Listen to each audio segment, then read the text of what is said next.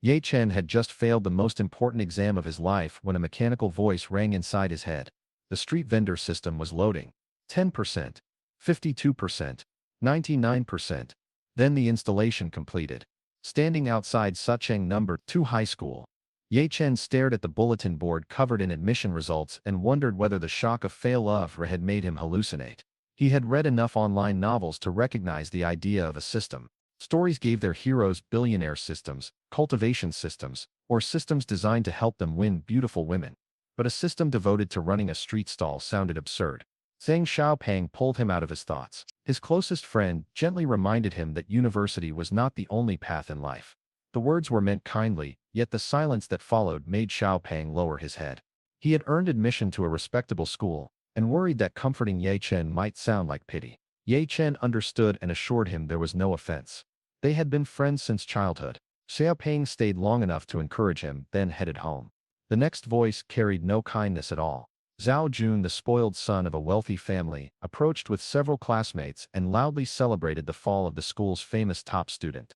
Ye Chen had been handsome, popular, and academically gifted. Zhao Jun had spent 3 years envying everything about him. Ye Chen calmly replied, "Failing once changes nothing. I could repeat the year and enter a university your family." Zhao Jun's face tightened. He deliberately called Ye Chen a failed student until everyone nearby began looking over. Some were genuinely surprised. Others immediately whispered that a poor boy raised by a street vending mother had now lost his only route to a better future. Then Li Yi rested a hand on Ye Chen's shoulder. She and Ye Chen had remained close throughout high school. Both aware of a mutual attraction, neither had openly confessed. She was also the girl Zhao Jun had pursued without success, which was why he treated Ye Chen as his greatest rival. Li Yi offered to repeat the year with Ye Chen, claiming she disliked the university and major available to her. Her expression looked compassionate, but Ye Chen knew her habits too well. She accepted affection from everyone, rejected no admirer clearly, and left each one believing he still had a chance. He recognized the manipulation, even if her beauty had kept him from completely losing interest. Zhao Jun mocked the idea. Yasin's family could barely afford review materials, he said. Instead of dreaming about another year of school, Yasin should inherit his mother's occupation and sell goods on the street. The insult gave Yasin Sels Cave Yasin Tainen. It displayed his name, height, weight, and other basic information. A store icon waited in the upper corner. The moment he selected it, he stumbled backward in disbelief. The catalog contained nearly anything imagination could produce. Neshan mystical arts, Asura techniques, supreme cultivation methods, the hands of the divine physician, magical staffs, ritual whisks, and countless objects capable of transforming an ordinary person's life. Every item required points connected to street vending missions. Li Yi had stepped in front of him to study his reaction. When Ye Chen instinctively moved away from the invisible display, she thought he was avoiding her. Her concern instantly turned to anger. "Ye Chen, what is that supposed to mean?" He offered a brief apology without chasing after her. The cold response stunned Li Yi. She had expected him to explain himself and coax her back, but he simply closed the system interface and turned toward Zedenya. "You were born rich," Ye Chen said. "I can't choose that.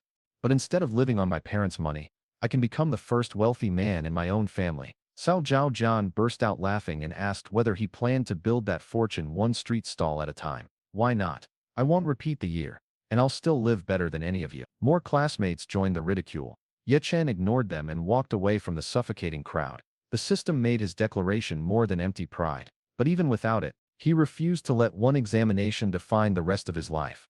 At home, his mother Jiang Kuxia was coughing in the cramped apartment. She had been ill for days and asked which elite university had accepted him. Ye Chen admitted that none had. She sighed, then immediately began planning how to speak with his homeroom teacher about repeating the year.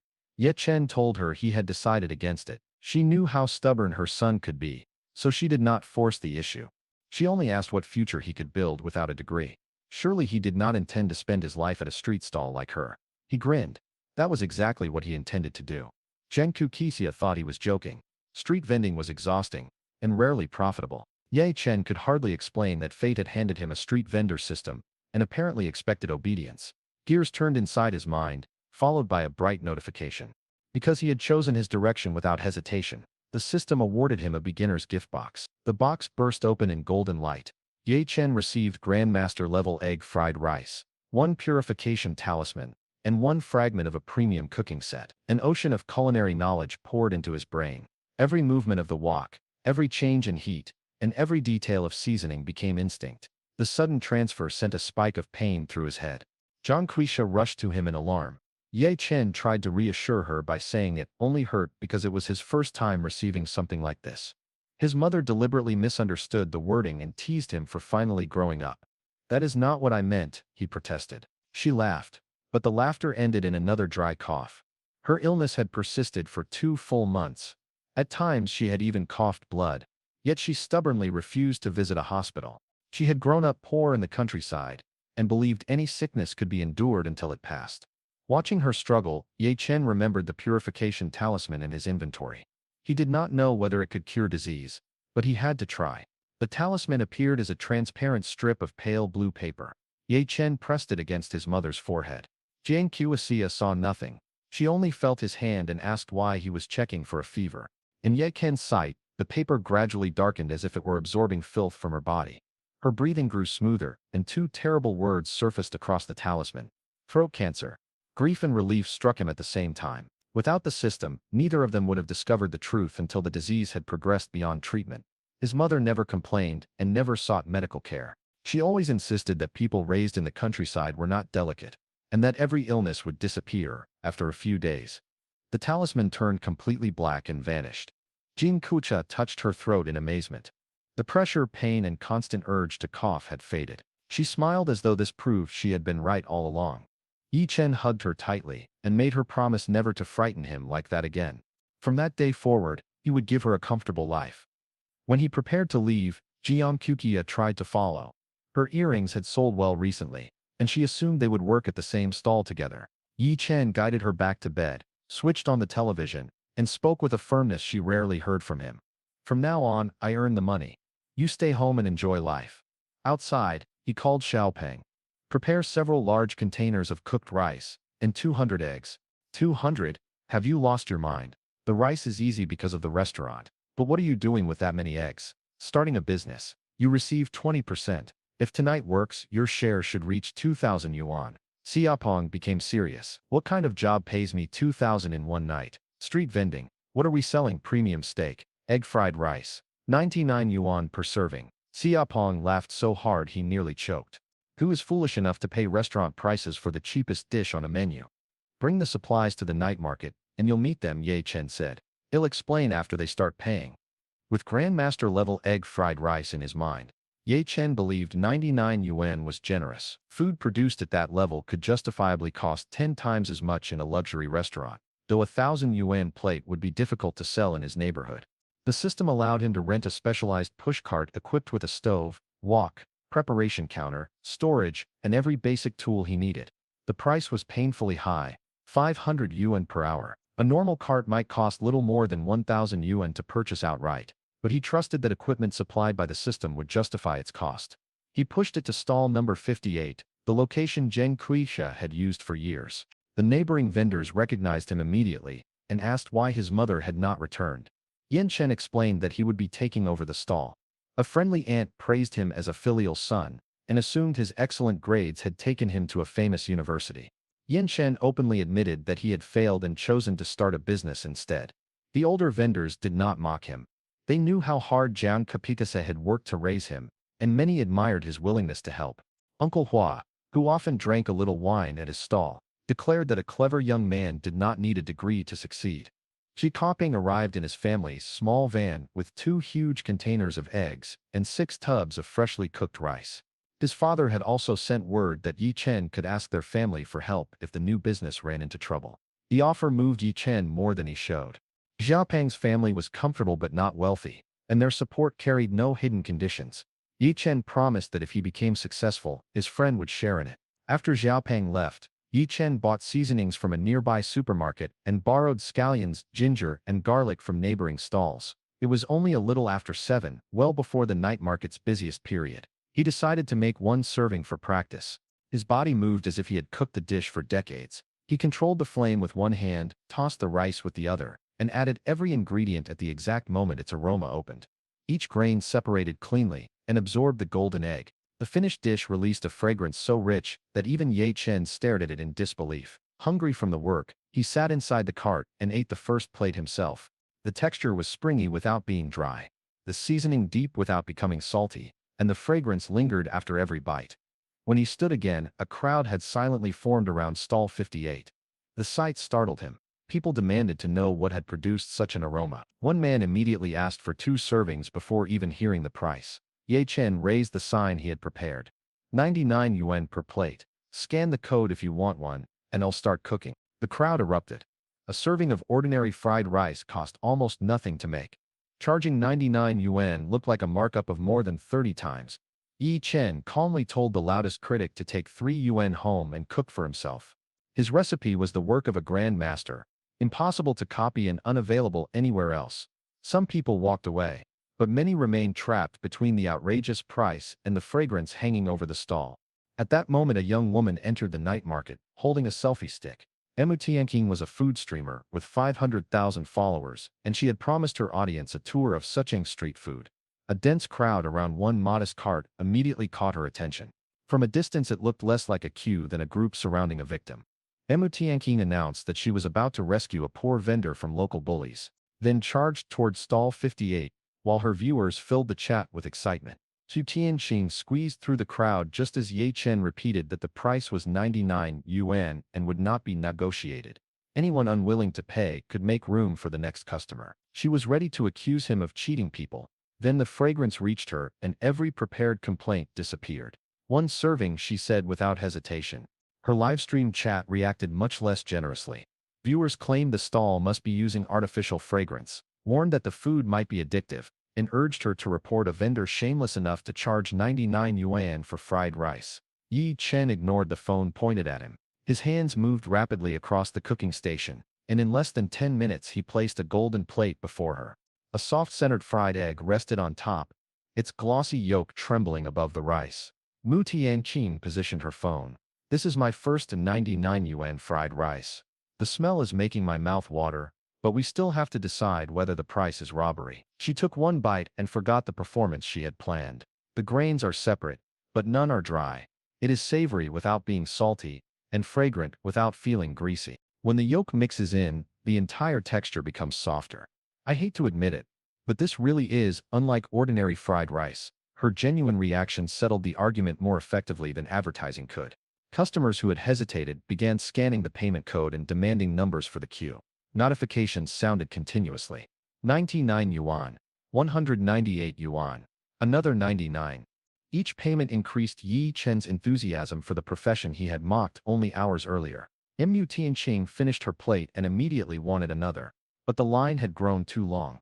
Ye Chen worked for 3 hours, using both hands to manage multiple portions at once. By closing time, he had taken in nearly 10,000 yuan. The cart rental cost 1,500, leaving more than 8,000 before ingredients.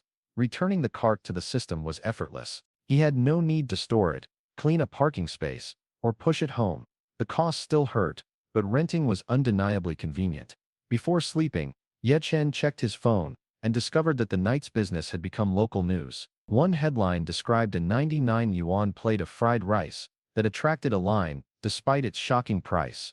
Another focused on the streamer, with 500,000 followers who had praised it. A third declared that Sucheng's most expensive street fried rice had made its young owner rich in a single night. Ye Chen ignored the attention and slept until afternoon. After buying nutritional supplements for his mother, he called Xiaoping. His friend answered before he could explain, "The rice and eggs are ready. I saw the videos. Is the 20% partnership still available?" 15% now. The business needs more supplies and today we're adding shrimp fried rice. Bring several pounds of shrimp and stay to help. You reduced my share after becoming famous. Yesterday you thought the entire idea was impossible. 15% sounds wonderful. Xiaoping said immediately. Boss Ye, your ingredients will arrive on time. When they reached the market, customers were waiting before the cart had even arrived. Children, elderly residents, office workers, and people dressed in expensive brands had all come for the same fried rice. Ye Chen introduced shrimp fried rice for 138 yuan, while keeping the original at 99. The customers accepted the new price almost without complaint. Xiaoping had brought enough ingredients, but both young men were soon working at full speed. Mu Tianqing arrived late and barely secured a serving. While Ye Chen cooked, she asked his name and whether they could get acquainted. He responded by asking which dish she wanted. When she requested his contact information, he told her to order or leave instead of slowing the line. The rejection offended her. She was accustomed to men finding excuses to approach her, yet this street vendor looked at her as if she were simply an other hungry customer. Xiao Peng could not understand it either. He whispered that Ye Chen had just dismissed a beautiful and famous streamer. Ye Chen replied that her career was exactly why he preferred not to become involved. The world of online celebrities seemed chaotic, and he wanted no part of it. Unfortunately, Mu Tenqing had walked behind the cart and heard every word. She confronted him. Her days consisted of sleeping, broadcasting, and talking to viewers because she barely had anyone else to speak with. On what basis had he decided that her life was chaotic? Ye Chen finally looked embarrassed. He had judged her without knowing anything about her and apologized. Mu Tianqing reminded him that many people in the line were her followers. Her broadcast had contributed directly to the stall's sudden success. To make amends, Ye Chen offered her another serving. She refused ordinary fried rice and demanded something more difficult, seafood fried rice with abalone and sea cucumber. He assumed she was creating trouble for entertainment. No street stall carried ingredients like those. Mu Tianqing smiled and signaled to two viewers behind her. They produced fresh abalone sea cucumber and a large lobster they had prepared in advance. The challenge awakened Ye Shen's competitive spirit. Grandmaster-level egg fried rice had given him control over far more than one recipe. He cleaned the seafood, adjusted the cooking sequence for ingredients with different textures, and turned the luxury components into a dish whose aroma drew another ring of spectators. Mu Tianqing tasted it live. The lobster remained sweet and tender. The abalone carried the sauce without becoming rubbery, and each grain of rice absorbed the ocean flavor without tasting fishy. Even people who had already eaten wanted to order again. The system recognized that Ye Chen had created a new dish and awarded one spin of a prize wheel. 5 colored sections flashed past among rows of hidden rewards. The pointer slowed and stopped on black. He received a bad luck talisman, compared with medical arts or supernatural techniques in the store. It looked useless. Ye Chen placed it in his inventory and returned to cooking. Elsewhere in the city, one of Zhao Jun's friends discovered Mu Tianqing's live stream. He told Zhao Jun that a famous beauty was broadcasting from the night market and eating an extravagant seafood fried rat. The image on the screen was tempting enough to overcome Zhao Jun's boredom. He gathered several friends and headed toward stall 58, unaware that Ye Chen had just received a reward seemingly designed for him. Zhao Jun reached the stall and immediately noticed Mu Tianqing near Ye Chen. Seeing the classmate he had mocked surrounded by customers and accompanied by a beautiful streamer made his jealousy working. He loudly congratulated Ye Chen for obediently becoming a street vendor. Xiao Peng snapped back that there was nothing shameful about it. The stall could earn more than 10,000 yuan a day, something Zhao Jun had never accomplished without his parents. Zhao Jun called Xiao Peng Ye Chen's obedient dog, and asked how much of the profit he received for defending his master. Xiao Peng's temper flared. In their first year of high school, he had repeatedly taught Zhao Jun painful lessons, and only Ye Chen's intervention had kept those fights from escalating. Ye Chen held his friend back. If a dog bites a man, the man doesn't bite the dog. Ignore him. Zhao Jun threatened to involve his uncle, the captain responsible for managing the night market. A single order from that man could shut the expensive fried rice stall down. Ye Chen reminded him that stall 58 legally belonged to his family. He could set his own prices, and Zhao Jun's uncle had no authority to punish a lawful vendor simply because his nephew felt insulted. As Zhao Jun turned away, Ye Chen removed the bad luck talisman from the system and flicked it onto his back. The invisible symbol could not be removed for 7 days, even by Ye Chen himself. He called after Zhao Jun and warned him to remain indoors for the coming week because blood and disaster followed him. Zhao Jun began cursing, took one step, and slipped face first into dog waste. His friends struggled not to laugh as he ran away in humiliation. Xia Peng gave the fall a perfect score. Ye Chen generously added 3 points for fatherly affection. Mu Tianqing returned after finishing her seafood fried rice and asked what had amused them. Ye Chen dismissed the subject and continued working. They sold more than 300 portions that night and collected over 30,000 yuan. After paying for ingredients, the cart, and Xia Peng's 5,000 yuan share, Ye Chen still kept more than 20,000. It was close to midnight when the last ingredient ran out. Nurse Tianqing ended her broadcast, but stayed beside him as he packed up. "Let's become partners," she said. I handle promotion, you handle cooking, and we raise each serving to at least 150 yuan. No. That answer came quickly. Do you dislike money? I cooked 300 servings in 4 hours, sometimes 4 at once. More promotion means more people. I cannot feed. Raising the price simply because you made me famous would punish the customers already supporting me. Then hire cooks. They cannot reproduce the food yet. I need to understand what I'm building before I pretend it is an empire. Mu Tianqing thought he was painfully stubborn. Most people would seize a chance to become famous. Ye Chen preferred steady progress because a person who rose one step at a time always had ground beneath him. Someone who flew upward too quickly could fall all the way back down with one mistake. At home, he told Zhang Qiqi they would move the next morning. Their current apartment measured little more than 40 square meters and had become too cramped. His mother grew anxious. Their savings amounted to only a few thousand yuan, and another 800 yuan rent payment was due soon. This was the first thing her son had asked for, since failing the exam and being unable to provide it made her feel helpless. Ye Chen placed more than 30,000 yuan in front of her.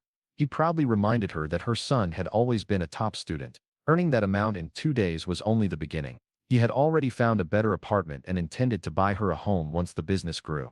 The next morning they kept only possessions with practical or sentimental value. Their new 2-bedroom apartment was almost twice the size of the old one, and came furnished with air conditioning, a sofa, television, computer, and wireless internet. The 5,000 yuan monthly rent would once have been unimaginable. Ye Chen promised that one day he would buy an even larger property in his mother's name, so she could live comfortably in old age. Zhang Qiqi told him not to speak as though she were already elderly. He quickly corrected himself and called her a beautiful woman who simply deserved time to rest and care for her health. An unknown number called soon afterward. Zhao Jun's furious voice came through the phone. Since leaving the night market, he had fallen into dog waste, stepped through a loose drain cover, struck his head in the shower, and lost control of his limbs badly enough to require hospitalization. He accused Ye Chen of placing a curse on him. Ye Chen reminded him that he had received a clear 7-day warning and wished him strength during this difficult trial. The amused tone convinced Zhao Jun that the disasters were somehow connected to him. Ye Chen hung up before the tirade ended. In the hospital, an attendant informed Zhao Jun that the call had disconnected. He tried to kick the bed in anger, but his uncoordinated arms swung across his own face and knocked him unconscious. Ye Chen slept peacefully until the system woke him that afternoon. With a mission, he had to achieve 100,000 yuan in total sales. Success would reward him with a Mercedes-Benz G-Class SUV. The vehicle was a symbol of wealth and power, admired by countless drivers. Ye Chen accepted immediately. 100,000 yuan sounded enormous for a street stall, but after what he had achieved in 2 nights, it no longer sounded impossible. Ye Chen called Xiaopeng and ordered a much larger supply of rice, eggs, and other ingredients. He also asked him to bring several helpers. They would open early and continue as late as necessary. Then he stared at Ma Tianqing's number. She had forced him to save it despite his earlier refusal. He did not like asking for favors, but reaching 100,000 yuan in sales meant serving roughly 1,000 plats. Her audience could make the difference. Mu Tianqing recognized his cool voice. You called me voluntarily. Did you finally accept my partnership? No. I need help with a 1-day challenge. I have to sell 100,000 yuan of food, and I'll share part of the revenue if you bring customers. You rejected professional promotion yesterday and need it today. Yesterday I had no target. Today I need nearly 1,000 orders. She laughed. At least you understand my value now. I begin streaming at 4. Open your stall, and I'll turn the challenge into today's event. Half an hour later, Ye Chen fired up the stove while Mu Tianqing told her audience that the freed Rice King intended to sell 100,000 yuan of food in a single day. To draw more people, she offered autographs to anyone who finished 5 servings and photographs with fans who manage at least 3. Her viewers flooded the chat. Genuine signed merchandise was rare, and a meal challenge felt more exciting than purchasing an autograph. Customers began arriving before the first batch left the walk. For 3 straight hours, Ye Chen stood over the heat. Both arms ached from tossing heavy walks, and sweat soaked through his clothes. Xiaopeng and the helpers washed ingredients, portioned rice, collected payments, and delivered plates, but no one else possessed the skill to handle the main cooking. By 7 in the evening, Ye Chen had completed more than 400 servings. Sales had passed 60,000 yuan, but nearly half the target remained. Fortunately, the busiest period at the night market was only beginning. Mu Tianqing continued encouraging the crowd. One fan who had eaten 5 bowls asked her to sign his hand.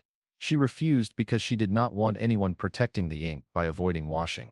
Zipper, notebooks, and posters were acceptable. Human skin was not. Her chat filled with people debating the value of a signed poster. One claimed he would reject even 1,000,000 yuan for his copy.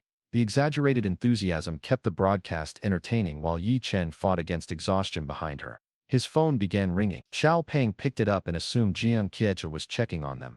Instead, Zhao Jun's voice hissed through the speaker. He knew about the sales challenge and promised that if he could not live comfortably, Ye Chen would not either.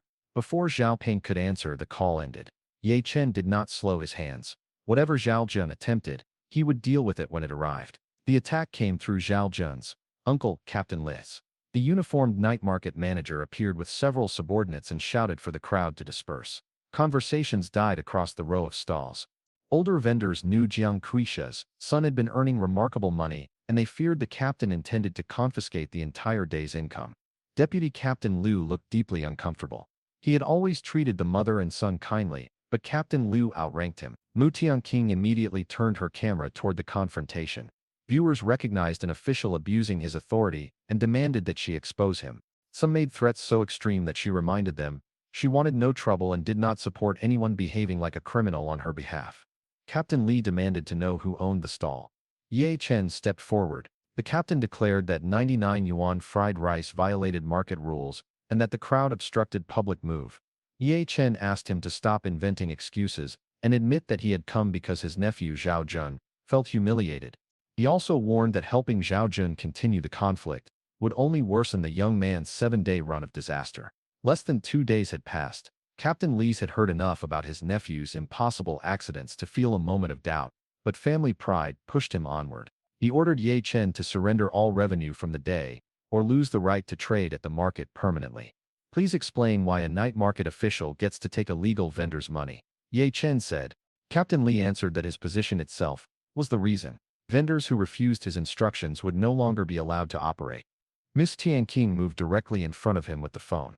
She clearly identified him as Captain Li of the Sucheng night market and invited the audience to remember the enormous authority he claimed over ordinary citizens. When he demanded that she stop recording, she cheerfully informed him that 500,000 viewers had already witnessed everything. By the following morning, he could become the most recognizable official in the city. Captain Li's confidence collapsed. Any further threat would be preserved and reposted thousands of times. He glared at her but left without touching the stall or the money. Before following, Deputy Captain Les quietly advised Ye Chen to move to another location the next day, so Captain Les could not target him again. Ye Chen predicted that after the livestream spread, Liu might soon become the new captain. The older man dismissed the impossible thought and hurried away. Mu Tianqing expected praise for saving the business. Ye Chen simply told her she had done well. She muttered that he was hopelessly incapable of saying anything. Sweet. The line continued until nearly 11 that night. At last the payment total crossed 100,000 yuan. The system congratulated its host for completing the challenge. A Mercedes-Benz G-Class had been awarded along with an additional item waiting in the system mailbox. Only after the mission notification appeared did Ye Chen's trembling hands finally stop. He announced that the stall was closed, but exhaustion had already reduced the world around him to a blur. One thought remained in his mind: if he found a place to lie down, he could sleep immediately. Xiao Peng steadied his swaying body and offered to take him home. Before he could arrange the ride, Mu Tianqing slipped an arm beneath Ye Chen's and signaled for Xiao Peng to remain quiet. She obtained his new address and called a taxi herself. To her surprise, he lived in Fuyuan community on North 13th Road, the same residential complex as her. Ye Chen remained barely awake during the trip. He assumed Xiao Peng had arranged everything and followed whatever hand guided him. Noise near the entrance finally opened his eyes. Several elderly residents had surrounded a black Mercedes-Benz G-Class parked above ground and were angrily asking who had left such an enormous vehicle there. Ye Chen stared at it. The system reward had already been delivered. He found a key in his pocket and pressed a button. The G-Class flashed its lights in response. Excitement instantly cleared some of his fatigue, but it also identified him as the owner. Residents scolded him for parking carelessly and acting as though an expensive car placed him above neighborhood rules. Huayuan had abundant underground spaces because many residents were elderly and did not drive. Younger tenants disliked walking 10 minutes from the garage to their apartments, so arguments over surface parking occurred constantly. Ye Chen was too delighted by the vehicle to become angry. Before he could respond, Mu Tianqing stepped between him and the crowd. "Have you all said enough?" she demanded. One old man complained that shouting at people his age could frighten someone to death. "You still look remarkably alive to me," she replied. Ye Chen interrupted before the quarrel grew. "The car shouldn't be here. I'm sorry. They'll move it underground." He did not yet possess a license, but that did not mean he lacked driving experience. He followed professional rally racing closely and had secretly competed in Xiaopeng's family van once. Moving through a parking garage was easy by comparison. Mu Tianqing climbed into the passenger seat and continued criticizing the residents for using their age as a weapon. Ye Chen reminded her that he had rented the apartment so his mother could recover in peace. Winning an argument was not worth turning the neighborhood against them. Then he smiled and pointed out that she was the first woman to sit in his passenger seat. "You should feel honored," she said. "You've moved ahead of 500,000 followers." After parking, they discovered an even stranger coincidence. Ye Chen lived in Building 6, Unit 3, Apartment 173. Mu Tianqing lived directly across the hall in Apartment 174. She was visibly delighted by what felt like fate. They went upstairs together and exchanged good nights at their doors. Through the open doorway, Ye Chen noticed that her apartment was exceptionally neat. Clothes, cosmetics, and equipment all had designated places. The sight weakened his earlier assumption that a female streamer must live chaotically. He slept until noon. Jiang Quixia had already prepared lunch, and her health continued improving after the talisman. Ye Chen told her that the previous day's sales had reached 100,000 yuan. She thought he was teasing until he showed her an account balance of more than 80,000 after expenses. She counted the digits twice and finally believed that her son had found a real opportunity. After lunch, Ye Chen contacted a local housekeeper. He wanted someone to prepare 3 meals a day, clean the apartment, wash bedding weekly, and handle laundry so his mother would not exhaust herself. They agreed on a monthly wage of 2,000 yuan. Someone knocked 30 minutes later. Jiang Quixia opened the door expecting the housekeeper and found Mu Tianqing instead. One glance at the beautiful young woman immediately gave her a different idea. "You came to see my son?" she asked warmly. "Tell me, what exactly is your relationship with that troublesome boy?" Mu Tianqing blushed and admitted they had known each other for only a few days. She could hardly confess that his cooking was the original reason she kept following him. Ye Chen emerged from his room while reciting the housekeeper's duties and salary. When he saw Mu Tianqing standing there, embarrassment stopped him halfway through the speech. She claimed she had merely come to share a meal. Jiang Kukisha welcomed her before Ye Chen could object. During lunch, his mother asked, "Do you live alone across the hall?" "Yes, auntie. I stream at strange hours, so I rarely meet people nearby." "Then eat here whenever you want. This boy can cook, but he doesn't understand how to look after guests." "Mom." She entered without being invited. Ye Chen protested. Jiang Kukisha ignored him and placed a spare key in Mu Tianqing's hand. "Now she is invited." Mu Tianqing accepted it with suspicious enthusiasm. "Thank you, auntie. I promise I won't disturb you." Ye Chen looked at the key. "I'm the only person that promise does not cover." "Correct." When she later called Ye Chen dull, he did not understand why. Attraction was not enough to make him abandon the principles he had just formed. His first responsibility was building security for himself and his mother. They left at nearly the same time.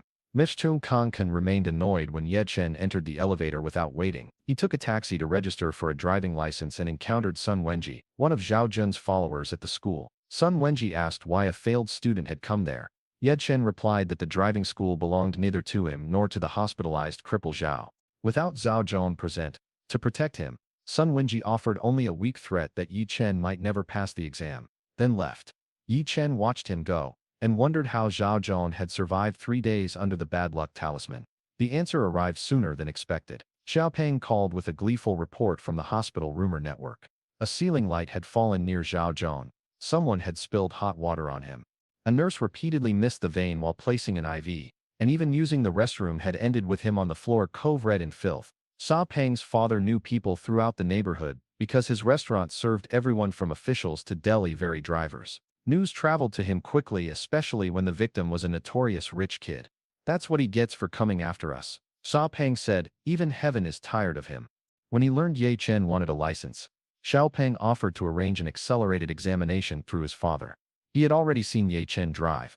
Years earlier, Ye Chen had secretly entered a local amateur race using the family's Wuling van and won 1,000 yuan against much faster vehicles. Ye Chen accepted the help. Before the call ended, another system notification arrived. He had to enter the Street Food King competition and take first place.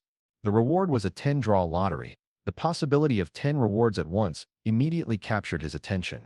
A divine cooking tool or another supernatural skill could transform him again. He searched his phone and discovered that a street food contest would be held the following afternoon. Grilled skewers, griddle dishes, fried rice, and any other night market food were eligible. The registration fee was 500 yuan. More suspiciously, the organizing company belonged to the Zhao family. Ye Chen wondered whether Zhao Jun had arranged another trap, but the system had selected the contest, and forfeiting the 10-draw reward was not an option. He registered and paid. Only then did he remember the bonus attached to the G-class mission. The system mailbox contained 5 individual lottery chances. The prize wheel had changed since the previous day, suggesting that its available rewards refreshed every 20 hours. Ye Chen considered waiting until every section displayed something extraordinary. Then he remembered the lesson of a traveler forever searching for the largest ear of wheat and leaving the field empty-handed. A future opportunity meant nothing if he discarded every good chance in the present. The wheel offered cash, luck, intelligence, cooking set fragments, and other useful rewards. His first spin of the day was free, so he used it and watched the pointer stop on an orange section. The reward was the art of appraisal. It was not immediately useful to a fried rice vendor, but Ye Chen stored the knowledge. He had already learned that seemingly unrelated abilities could become valuable without warning. The competition would be held in the plaza below Zhao Group headquarters. With time remaining, he decided to operate normally that night. He contacted Zhao Peng, prepared supplies, and returned to stall 58. Before he could begin, Captain Levy stormed toward him. Ye Chen expected another confrontation and shifted his stance. Instead, the older man stopped directly in front of him and bowed at a perfect 90-degree angle. "I was wrong," Captain Levy said. "Please help me. I can't lose this job." The livestream clip had spread across the city. Viewers identified the market and demanded an investigation into his abuse of authority. Even if Ye Chen forgave him privately, he could not erase thousands of reposts or control public anger. Captain Li presented a heavy bag as a gesture of sincerity. Inside was not cash but a solid piece of gold weighing close to 1 kilogram. At the current price, it was worth between 200 and 300,000 yuan. He promised that if Ye Chen helped him survive the scandal, he would follow every reasonable instruction and never charge to the stall again. Ye Chen accepted the gold, but warned him to keep that promise. Then he told the captain to wait for Mu Tianqing. She arrived shortly before beginning her broadcast. Ye Chen explained the request and offered a division of the gold if she would calm the situation. Mu Tianqing admitted that reversing the public mood would be difficult, but much of the attack had come from her followers, which gave her some responsibility. She went live and addressed the incident directly. The stall had paid the required market fees. Captain Lai had apologized for his attitude, and the immediate dispute had been resolved. She asked her followers to stop searching for his private information and end the personal attacks. The reaction changed within minutes. Fans praised her kindness and declared that they would leave the man alone because she had requested it. She followed with a broader warning that anyone claiming to support her must never use cyberbullying in her name. She could protect herself without destroying another person's life. Captain Li watched his name disappear from the trending list. The official review might still reach him, but the uncontrolled campaign had ended before it became irreversible. He looked from the phone to Ye Chen. "Brother Ye, I truly understand now. A uniform does not make every demand reasonable. If I keep this position, I'll enforce the rules properly." Ye Chen answered, "I'm helping once because you admitted what you did. If you threaten another vendor, no amount of gold will buy a second rescue. From now on, I protect legitimate business instead of using my position for family grudges." He thanked Ye Chen and mistakenly referred to Mu Xinqing as Ye Chen's wife. Neither corrected him quickly enough to prevent an awkward silence. Ye Chen had just learned 2 things. The first was that public influence could accomplish what money and rank could not. The second was that owing a favor to someone with 500,000 devoted followers might be far more dangerous. And he had imagined. Captain Li was nearly a decade older than Ye Chen, yet he insisted on calling him Brother Ye. Ye Chen rejected the strange hierarchy and told him to use his name. Once the captain left, Mu Tianqing quietly reminded Ye Chen of their agreement. She would receive 70% of the gold while he kept 30. Ye Chen accepted. His share was enough to commission a necklace for his mother. Mu Tianqing was already planning several pairs of earrings, studs, bracelets, and a necklace for herself.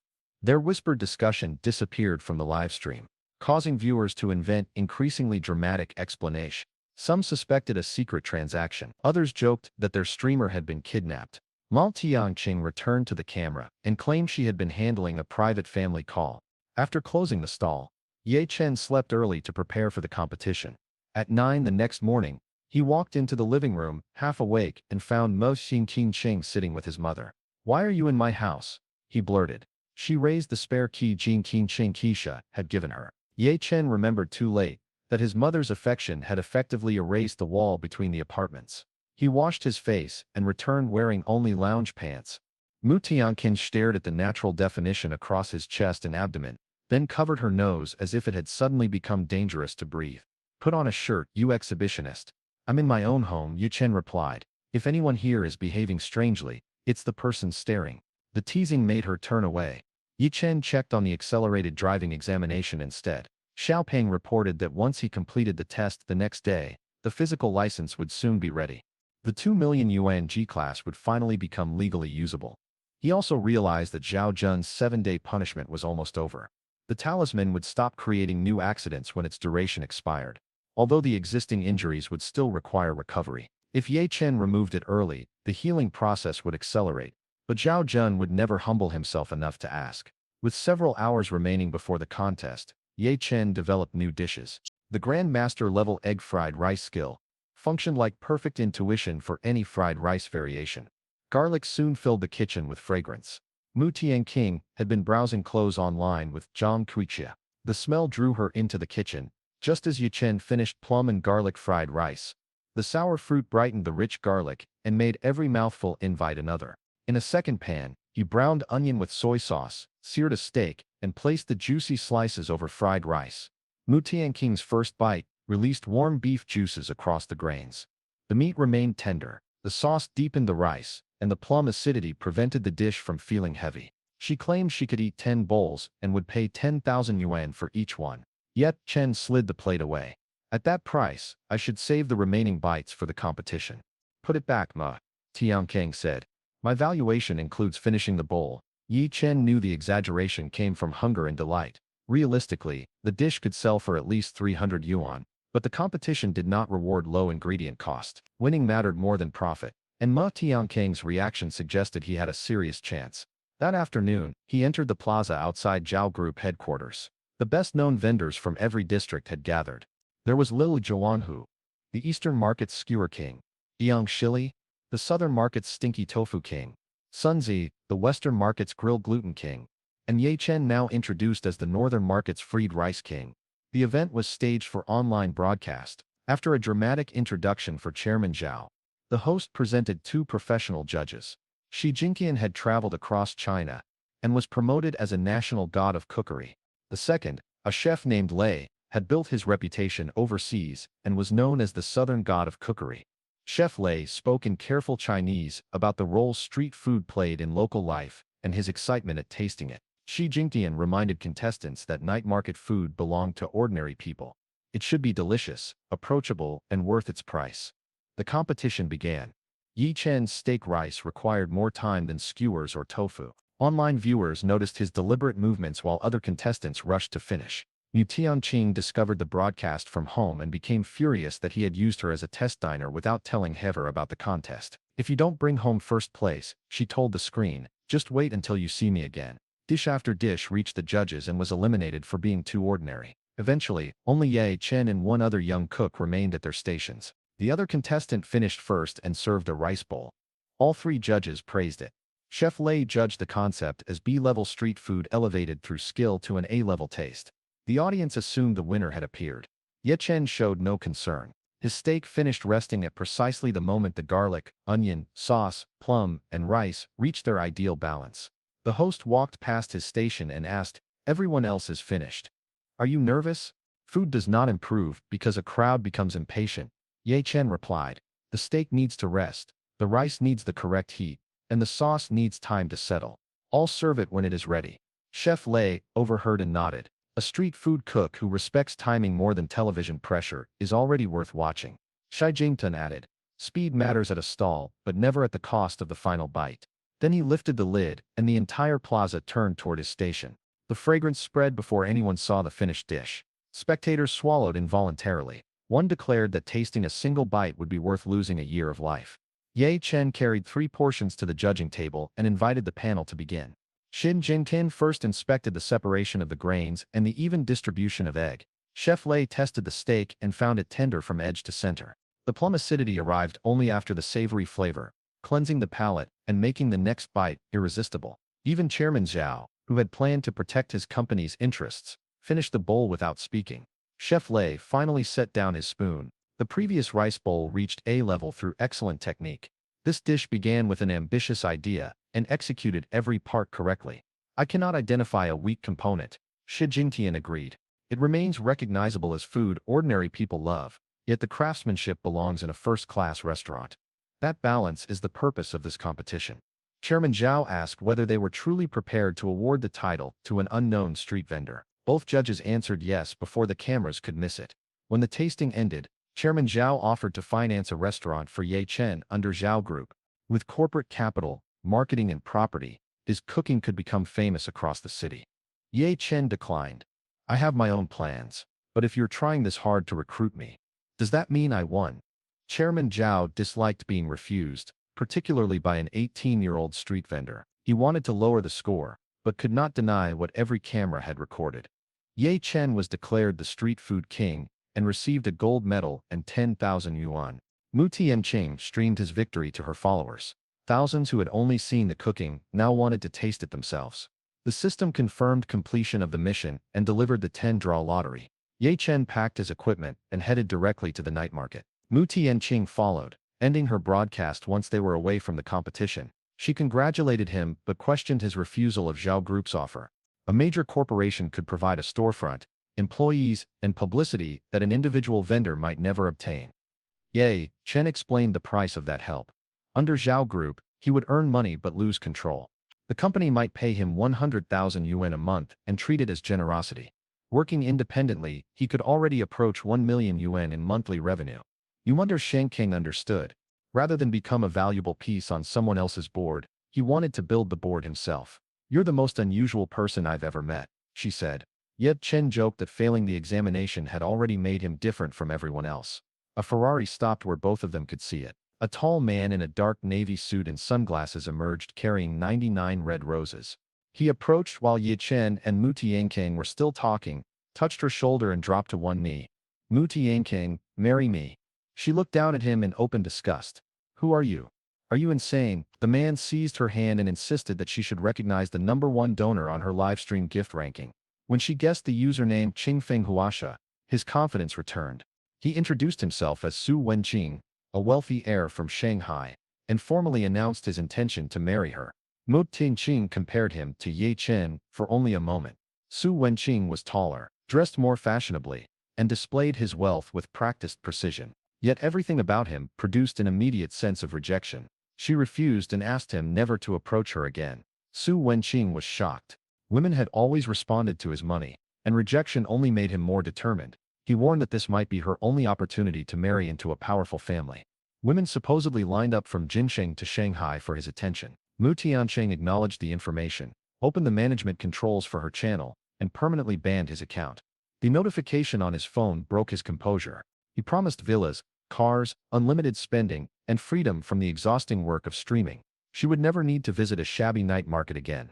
Mu Tianqing told him, money was not the issue. She already had enough. Her future partner did not need to be wealthy. He needed talent, character, and something genuine that attracted her. Ye Chen had grown tired of the performance. She has already rejected everything you're offering. Leave. Anyone who calls this place beneath him doesn't belong here. Su Wenqing demanded to know what gave a street vendor the right to speak to him that way. Captain Lisi happened to be passing. Determined to honor his promise, he warned Su Wenqing not to create trouble in the market. When the heir demanded the name of the person challenging him, Ye Chen supplied it himself. Su Wenqing identified the Su family and promised retaliation, then drove away. Mu Tianqing warned that the family held real power in Jinsheng. Ye Chen remained unconcerned. After she left to shop and resume her stream, he finally opened the system lottery. 10 lights formed a circle as the wheel spun. When the results appeared, even Ye Chen's confidence gave way to disbelief. He had received the Azure Dragon Knife, complete mastery of Wing Chun, the hands of the Divine Physician, and a golden needle set. The remaining prizes included luck, 1 additional year of lifespan, and 2 fragments of the God of Cookery set. The competition had not merely given him a title. In one draw, the system had transformed him into a master fighter, a supernatural physician, and the owner of a weapon beyond modern craftsmanship. Ye Chen summoned the azure dragon knife. It resembled an ordinary Chinese cleaver, but even an untrained observer could see the unnatural sharpness along its edge. He tested it against a slab of marble behind the stall. The blade passed through with a clean stroke and left a narrow cut without shattering the stone or throwing fragments. An elderly passerby stopped in amazement. He had encountered rare blades during a long life, but had never seen one that matched the legendary phrase cutting iron like mud. When Ye Chen asked its value, the man said money could not reasonably measure it. Ye Chen agreed. Even an offer of tens of billions would not persuade him to sell an irreplaceable system artifact. He returned the knife to storage and completed the night's business. The next morning, he used it for ordinary kitchen preparation and discovered another benefit. The knife responded perfectly to intention. His limited cutting technique rose to master level simply by holding it. Vegetables emerged in any thickness or shape he imagined. The work took a fraction of the normal time, and the blade never threatened his fingers. A knock sounded at the apartment door. Ye Chen assumed Mu Tianqing had used the bell for once instead of her key. When he opened it, Su Wenqing stood outside with 3 hired men. Ye Chen immediately became cautious. Ye Chen Qiqia was beginning to leave her room, and Su Wenqing tried to force his way inside. Ye Chen caught his wrist, rotated his body, and drove all 4 intruders backward into the hall. His mother asked what was happening. "Some friends came to practice with me," Ye Chen said lightly. "You'll entertain them outside." He closed the door to keep her from seeing the confrontation. Su Wenqing claimed that one strong shove would not overcome 4 men. The noise drew Mu Tianqing to her own doorway. When she saw Ye Chen surrounded, guilt struck her. Su Wenqing had found him because of her rejection. The attackers produced wooden clubs. Ye Chen raised his hands in the compact stance of Wenqing. Su Wenqing laughed. "You watched too many movies. That performance art won't save you. Break him." The first attacker rushed forward. Ye Chen redirected the club, struck the man's center line, and finished with a kick that left him unconscious. A second man flew backward into the elevator just as the doors closed and was carried helplessly to another floor. Ye Chen trapped the third against the ground, then turned to Su Wenqing. The heir admitted he had lost the fight but insisted that money and family power offered other ways to destroy an opponent. "You investigated me and brought armed men to my mother's door," Ye Chen said. "You won't get another chance without paying for this one." Su Wenqing threatened catastrophic consequences. If Ye Chen touched him, Ye Chen seized his arm and twisted until a scream filled the hallway. The injury was deliberate and memorable without being fatal. "Now leave." The defeated men carried Su Wenqing away. Mu Tianqing retreated before Ye Chen noticed she had watched everything. Inside, Jing Qiqia asked again about the noise. Ye Chen told her his friends had challenged him, lost, and gone home. His relaxed expression made the lie sound almost convincing. He then remembered that Zhao Jun's bad luck talisman was nearing expiration and called Xia Peng. His friend answered distractedly, said he was busy, and ended the call unusually quickly. Ye Chen suspected a date and sent a teasing message congratulating him on leaving single life behind. Xia Peng denied that anything was official. Ye Chen encouraged him to lose weight, regain confidence, and win the girl properly. Shan Qichen noticed her son's grin and asked whether he had received good news. He explained that Xia Peng might finally have found someone. Ye Chen took a bottle of his mother's homemade grape wine and prepared to leave. Jian Kuxia thought one bottle looked embarrassingly modest for a hospital visit. Yes, Chen replied that the patient barely deserved even that much.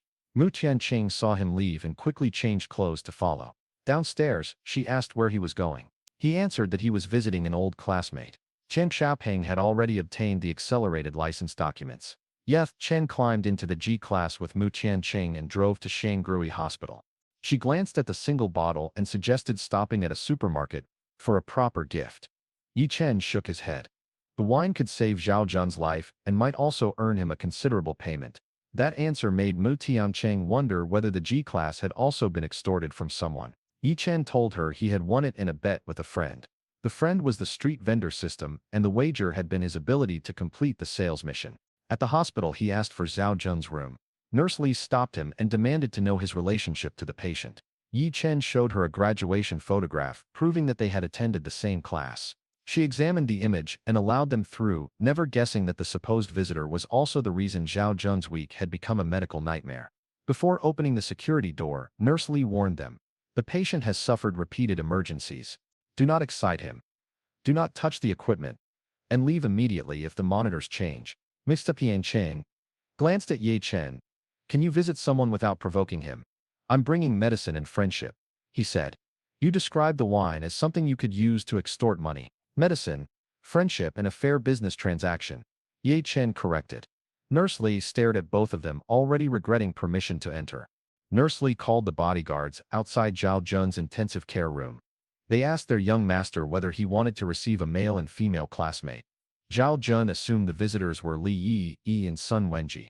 Few other students would dare approach him in his current condition. When the door opened, he saw Ye Chen and immediately began shouting, "You have the nerve to come here. Grab him." Two bodyguards attacked at once, against Ye Chen's complete mastery of Wing Chun. Neither could enter striking range. He redirected their arms, broke their balance, and sent both away from the bed, without even disturbing the equipment.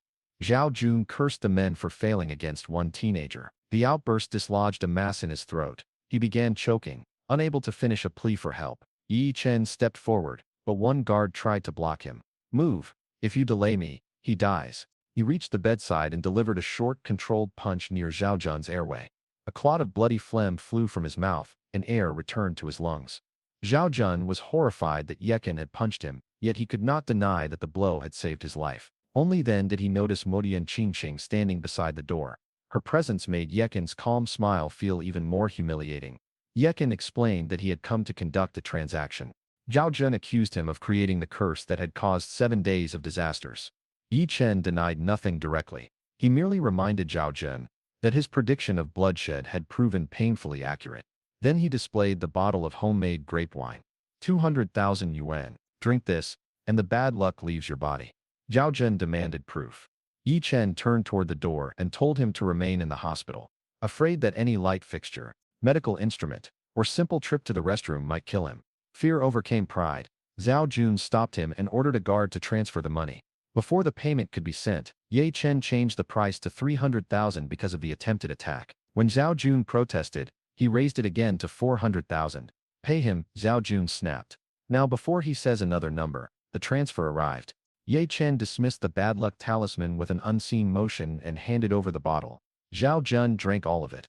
The wine tasted far better than expected, but he felt no dramatic burst of energy. Ye Chen assured him the 400,000 had not been wasted, and left him to experience the recovery gradually.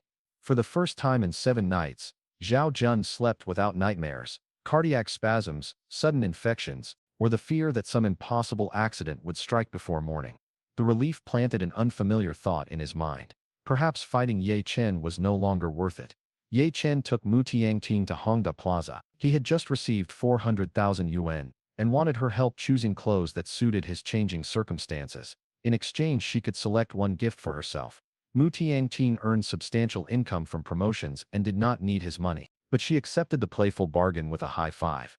They carried bags to the G-class several times before finally deciding to watch a movie and eat before the night market opened. During one trip through the mall, they encountered Li Yi walking beside Su Wenqing, whose injured arm was still supported.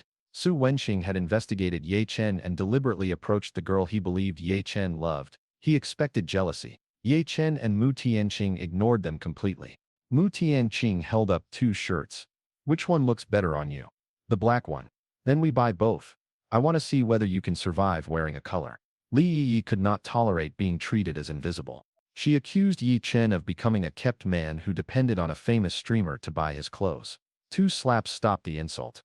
Mu Tianqing stood between them. "Watch your mouth. Who gave you permission to speak about my person that way?" Su Wenqing had not expected her to defend Ye Chen so fiercely. Li Yi, Chong Yi clung to him, cried and demanded that her new boyfriend retaliate. He could not strike Mu Tianqing, and challenging Ye Chen again would only bring another defeat. He ordered Li Yi to leave with him. Ye Chen loudly wondered what kind of wealthy heir watched his girlfriend get slapped and then retreated. A crowd had gathered. Their comments attacked Su Wenqing's courage more effectively than any fist. Humiliated, Li Yi turned and slapped Su Wenqing twice before abandoning him. She felt better immediately. He was left alone, injured and publicly mocked, shouting threats at Ye Chen. Mall security arrived at the worst possible moment. The guards identified Su Wenqing as the man causing a disturbance and escorted him away despite his protests. Ye Chen and Mu Tianqing watched from a distance, barely containing their laughter. Su Wenqing's scheme had been designed to make Ye Chen jealous, Instead, it had cost him the girl he recruited, 2 more slaps, and another public humiliation. As they walked away, Muten King bumped his shoulder. You didn't look jealous even once. Why would I? Li Yi chose a stranger because he displayed a Ferrari and claimed to be rich. That tells me more about her than about him. And if another rich man tried to take me shopping, Ye Chen looked at the bags in both their hands. You would probably make him carry everything. Ban him from your stream and return here for fried rice. She tried to look offended, but the description was too accurate. The outcome was exactly what Ye Chen had predicted. He understood Li Yi's need for admiration. Once a crowd watched her suffer while the man beside her did nothing, she would redirect the humiliation toward him. Meng Tianqing looked at Ye Chen with new suspicion. You knew she would slap him, didn't you? He said careful observation made people predictable. Anyone could learn it by watching, thinking, and understanding what others valued most. They still had enough time for the movie. Ye Chen bought fries, 2 large drinks, and an entire family bucket of chicken. Mu Tianqing doubted the theater would permit so much outside food. If we don't act embarrassed, no one else has to be embarrassed, Ye Chen said. We'll keep everything clean and take the trash with us. He had developed the habit with Xiaopeng, who sometimes brought 3 or 4 family buckets and required an extra sea tent for the food alone. As Ye Chen laughed at the memory, Mutu Zhangqing noticed dimples she had never seen. His guarded expression made him look distant most of the time, but among people he trusted, his face became unexpectedly bright. They selected a new mystery thriller set in a stylized historical Shanghai. The opening scene showed vendors in an old street market. A film crew arrived to remake a famous production, only to encounter a series of supernatural deaths around the location. Ben's system suddenly issued a dangerous question. Ye Chen had to identify the final killer. A correct answer would award a card containing 2 years of lifespan. A wrong answer would remove 2 years from his own life. For the first time, a system mission made him genuinely afraid. Midori Tianqing leaned closer and asked whether horror films frightened him. Please be quiet, he whispered. I need to watch every detail. She assumed he was simply immersed in the story and continued eating. On screen, cast and crew members died one after another through 6 different methods. 3 deaths appeared unquestionably fatal. By the final act, the male and female leads had lost their sanity. A new production team arrived, and the screen went black without naming the killer. The audience complained immediately. Some guessed the handsome second male led, others declared that the unfinished ending existed only to sell tickets for a sequel. Ye Chen remained seated, replaying each death and every background clue. The mission would not accept. Wait for part 2. Somewhere in the film, the answer already existed. Yimu Tianqing casually suggested that the killer might be the first victim. That character had fallen from a cliff, but a prepared landing point could have allowed him to fake his death while removing suspicion. The missing connection snapped into place. Ye Chen submitted the answer. The system confirmed that the killer had once survived through street vending and endured years of contempt from his classmates. His revenge had driven the entire tragedy. The 2-year lifespan card entered Ye Chen's inventory. Sweat covered his face. Mu Tianqing wiped it away, worried by his sudden tension. Relief and gratitude overwhelmed him, and he pulled her into a brief embrace. The lights came on at that exact moment. A cleaning attendant found them alone among empty seats and told the young couple to finish their affection elsewhere. They escaped the theater in embarrassment and went to a 3-star Michelin restaurant. Ye Chen ordered rare steak, beef Wellington, several side dishes, and a bottle presented as 1982 Chateau Lafite. After weeks of standing over a street stall flame, he wanted to experience extravagance once. Mu Tianqing studied him across the table. You spent the entire movie looking as if your life depended on solving it. Maybe I take mysteries seriously. Then explain the answer. Why was the first victim the killer? Ye Chen pointed out the prepared landing, the missing body, and several moments when information known only to that character reached later victims. Mu Tianqing listened with growing pride. So my random guess saved your perfect theory. Your random guess supplied the final piece, he admitted. Tonight's dinner is partly a thank you. Mu Tianqing drank more wine than her tolerance allowed. Ye Chen drove her home, supported her into the apartment, removed only her outer coat, placed warm water beside the bed, and left for the night market. The moment the door closed, Mu Tianqing sat upright. She had been less intoxicated than she appeared. His restraint had passed a private test she had never announced. A familiar caller tried to reach her, but she ignored the phone. The next morning, Zhao Jun arrived at Ye Chen's apartment, carrying expensive cosmetics and nutritional supplements. He greeted Zhen Keki with perfect courtesy and called himself Ye Chen's classmate. His injuries had improved at an astonishing speed after the talisman disappeared. He complained that he had found another rich heir while he was hospitalized, only to abandon that man soon afterward. Then his tone became serious. Everything between us started because of her. I was wrong. Let the last 3 years end here. If your business ever needs money, tell me. Ye Chen accepted the truce, but did not intend to make Zhao Jun a close friend. The rich heir was calculating and impulsive. The week of bad luck had punished him enough, and continuing the cycle would benefit no one. A heavy knock interrupted them. Through the gap beside the door, Zhao Jun saw more than a dozen men in suits filling the corridor. His own followers, whom he had stationed nearby to assist Jiang Kakisha if necessary, were already on the floor. The suited men were not surrounding Ye Chen's apartment. They had gathered outside Mutatian King's door. The group separated to let an elderly man approach. He knocked and addressed Mutatian King as young miss. Playtime was over, he said. Her family had come to take her home. No answer came from inside. At his signal, 2 bodyguards prepared to force the door. Ye Chen moved into the hallway. What are you doing? One man told him the family patriarch had ordered the young miss return and that an outsider had no right to interfere. Then ask whether she wants to go. Hearing his voice, Mu Tianqing opened the door. The old steward reminded her of the agreement she had made 3 years earlier, earn 1 billion yuan independently, or return and marry into the Sun family when the deadline expired.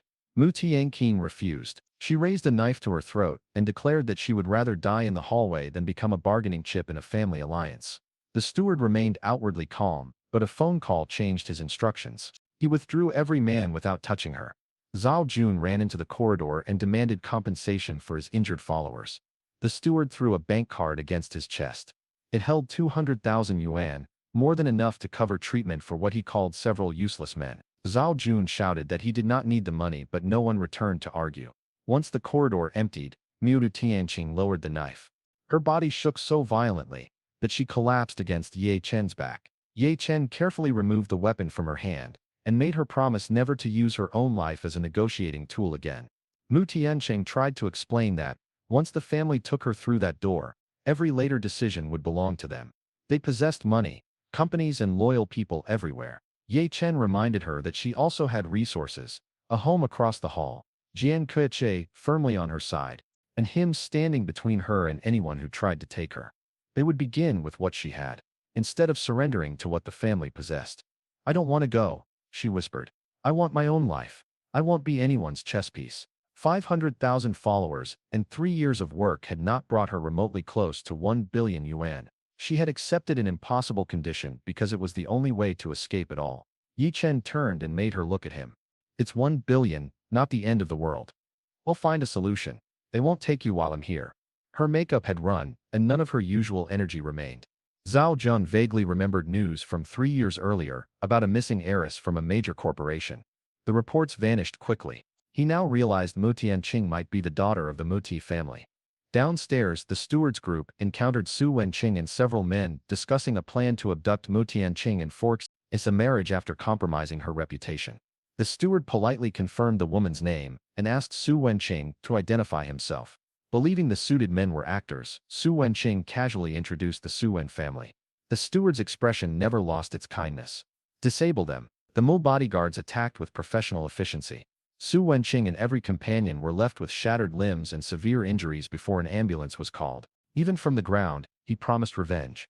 The steward invited him to try. Then he ordered his people to investigate the Su group and drain it through legal and financial pressure.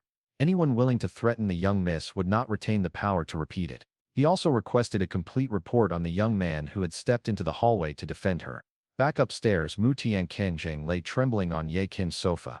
Zhao Jun left and discovered the injured group outside, which convinced him that the Mu family operated on a level far beyond ordinary wealthy heirs. Ye Chen gradually learned the full story. Mu Tianqing had grown up surrounded by money but received little affection. 3 years earlier, her father abruptly ordered her to marry a stranger from another wealthy family. She ran away rather than submit. The family negotiated instead of creating a public scandal. If she could earn 1 billion yuan within 3 years, they would acknowledge her independence. If she failed, she would return and accept the marriage. Mo Tianqing knew the target was nearly impossible, yet she believed she could create a miracle. Ye Chen promised that she would remain with his family. They would soon move again, and as long as she stayed near him, he would protect her. The sincerity in his eyes calmed her more than the words alone. Thank you, she said. The system chose that moment to issue another mission. During the hottest part of summer, Ye Chen had to sell 1,000 refreshing ice pops. Success would award a villa in Jincheng's luxury district. Failure would erase everything he possessed. The punishment was frightening, but a villa in that city could be worth close to 50 million yuan. More importantly, private security and distance from ordinary neighbors could help protect Mo Tianqin. Ye Chen went into the kitchen, pretended to prepare something, and retrieved a refreshing ice pop from the system. Mu Tiancheng tasted it. The cooling sensation moved through her like mint-infused water. A moment earlier, summer heat had clung to her skin. After one bite, she felt capable of walking through a desert. She declared that even 10,000 yuan would be cheap. Ye Chen laughed. I'm charging 100. Let's see whether anyone else agrees with you. Mu Tiancheng took another bite and said, then give me 10. I'll demonstrate them during the stream. At 100 each, I helped protect Captain Lig, promoted your fried rice, and nearly got dragged into an arranged marriage today. 900 for 10, Ye Chen offered. She stared at him. That is the least romantic discount in history. It is still 10%.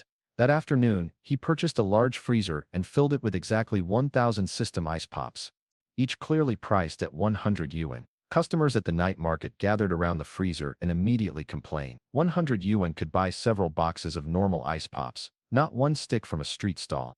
Ye Chen remained patient. The product would prove itself once someone tried it, and Mo Tianqing's audience offered a reliable way to start.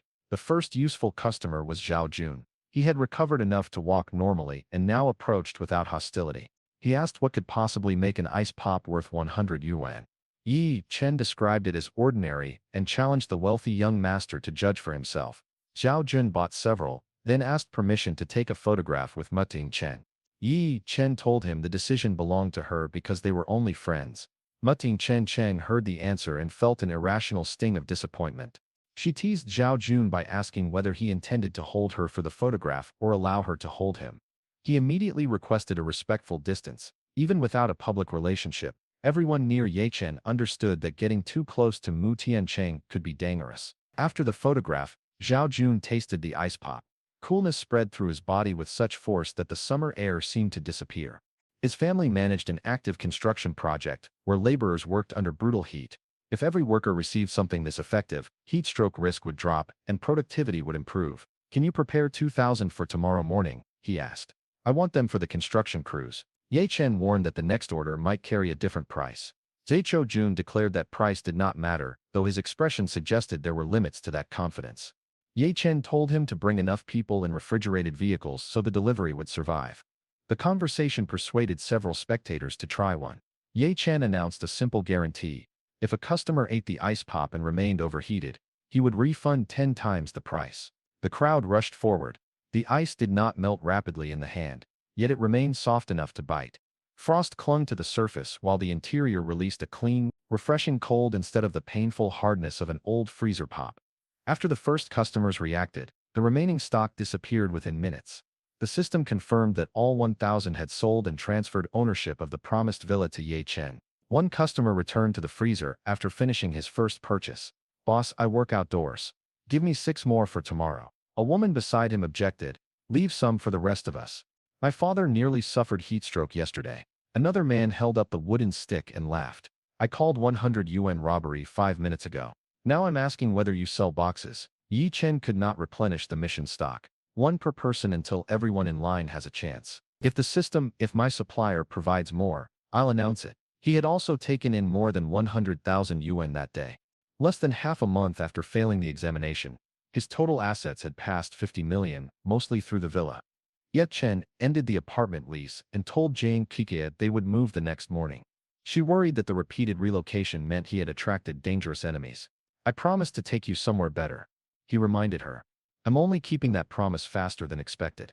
They moved essential belongings to the villa, and Jiang Qisha persuaded Mo Tianqing to come with them. Despite her entire refusal, keeping her close also allowed Ye Chen to guarantee that the Mo Cheng family would not remove her without warning. The property stood in a private enclave containing only 10 villas. The nearest neighbor was nearly 2 kilometers away, and guarded gates controlled every entrance. The other 9 properties belonged to major families. Ye Chen's was the final unoccupied home. Their first visitor was Zhao Jun, who arrived carrying 2 bottles of premium Maotai. He happily announced that they had become neighbors. Chen said and let him inside and wondered how news reached him so quickly. When Zhao Jun saw Mu Tianqing in casual clothes inside the house, envy overwhelmed him. He jokingly called Ye Chen dad and begged for permission to move in. Get out, Ye Chen replied. Zhao Jun complained that an uncultured former student had somehow ended up sharing a mansion with a goddess. Then he asked about the construction workers' ice pops. Ye Chen led him to the underground cold room. This was Ye Chen's first visit as well. Once inside, he used the system to produce 5,000 refreshing ice pops. He told Zhao Jun to treat the workers well. The entire delivery was his contribution, and Zhao Jun could take everything without paying the commercial price. At 100 yuan each, the stock represented 500,000 yuan. Zhao Jun responded by giving Ye Chen the 200,000 yuan card the Moose steward had thrown at him. He called it his contribution and ordered his men to load the ice pops. Time moved quickly toward the new school year. Zhao Peng entered the technical school he had wanted and began training to operate excavators. Li Yi repeated her final year. Through family connections, Zhao Jun entered the 10th-ranked university among the country's top institutions. Ironically, years spent trying to defeat Ye Chen academically had forced him to improve enough to benefit from the opportunity. At the villa, Mu Tianqing asked whether Ye Chen truly intended to abandon university. He admitted that 10 years of study could not be dismissed easily. Money had removed the practical need for a degree, but it had not answered what he wanted his future to become. Before he reached a conclusion, engines sounded outside. A convoy of luxury vehicles surrounded the villa, and the man who stepped from the lead car wore a spotless white suit. Mu Tianqing's voice caught in her throat. Dad, Ye Chen went outside first and demanded to know why so many vehicles had entered private property. The man in white addressed him as young Master Ye, and observed that the villa alone must be worth tens of millions. He also hinted that Ye Chen's father and the secrets surrounding him involved far more than the young man understood. Mu Tianqing followed and identified the visitor as her father, Mu Tiankun. He studied the daughter he had not seen for 3 years and said she had grown. Mu Tianqing immediately refused to return. If necessary, he could remove her from the family entirely. Mu Tiankun began coughing and spat blood into his handkerchief. He had not come to enforce the marriage with the Sun family. He wanted to bring his daughter back and train her as his successor. Mu Tianqing stared at the blood and demanded to know why he suddenly considered her worthy of becoming his successor after years of distrusting her decisions. Mu Tiankun admitted that he had confused obedience with responsibility. She had survived alone for 3 years, built an audience without using the Mu name, and rejected a political marriage even when the decision cost her everything. Those were not the actions of a weak heir. If he regained enough strength, he would personally end the agreement with the Sun family. That was why he had come instead of sending the steward again. Another violent cough bent him forward, demonstrating that strength was precisely what time had taken from him. Fear replaced Mu Tianqing's anger. When the steward nearly revealed the diagnosis, Mu Tiankun silenced him and explained personally. The family crisis and his daughter's departure had triggered severe pneumonia 3 years earlier. Continued stress and neglect had allowed it to progress into terminal lung cancer. Doctors believed he had roughly 1 year left. Mu Tianqing began crying.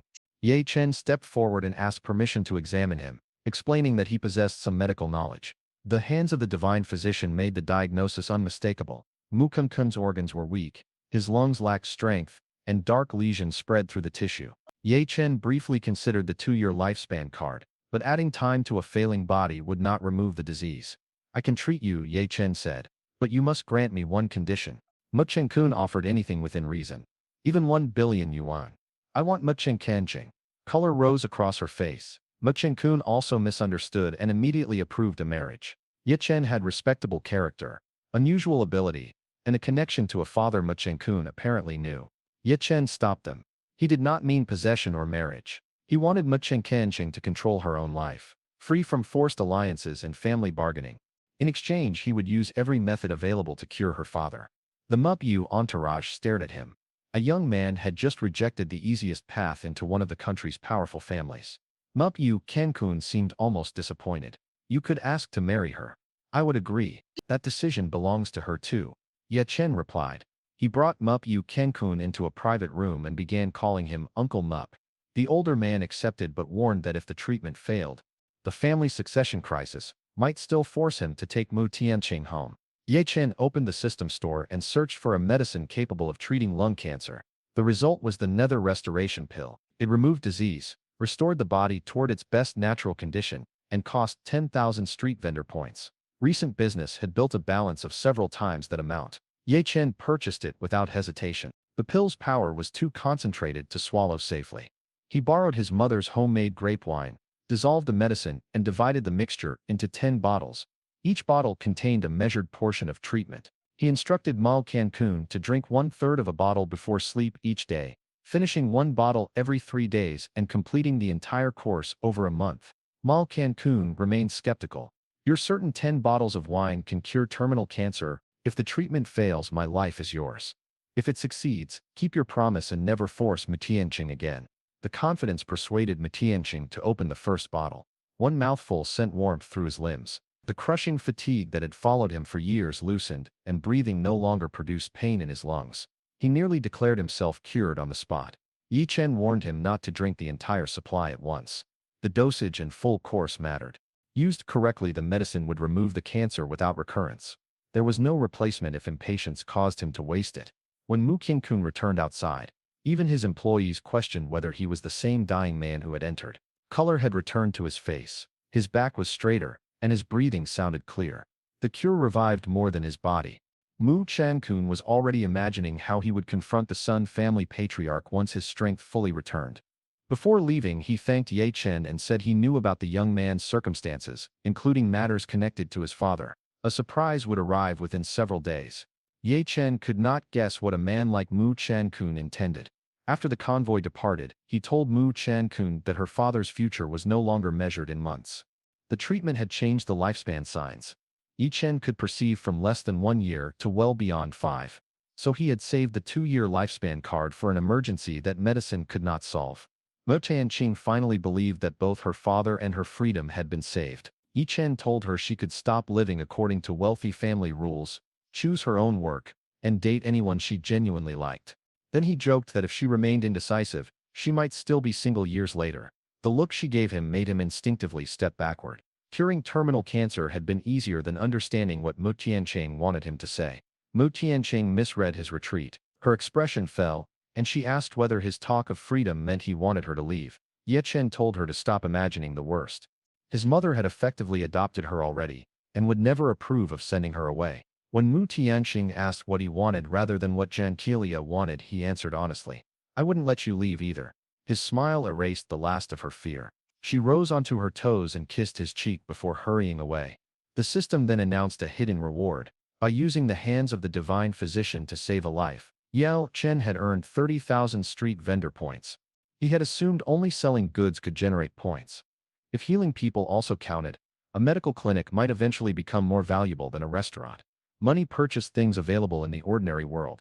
System points purchased things that should not exist at all. If the store continued expanding, Ye Chen wondered whether even legendary cultivation techniques might become attainable.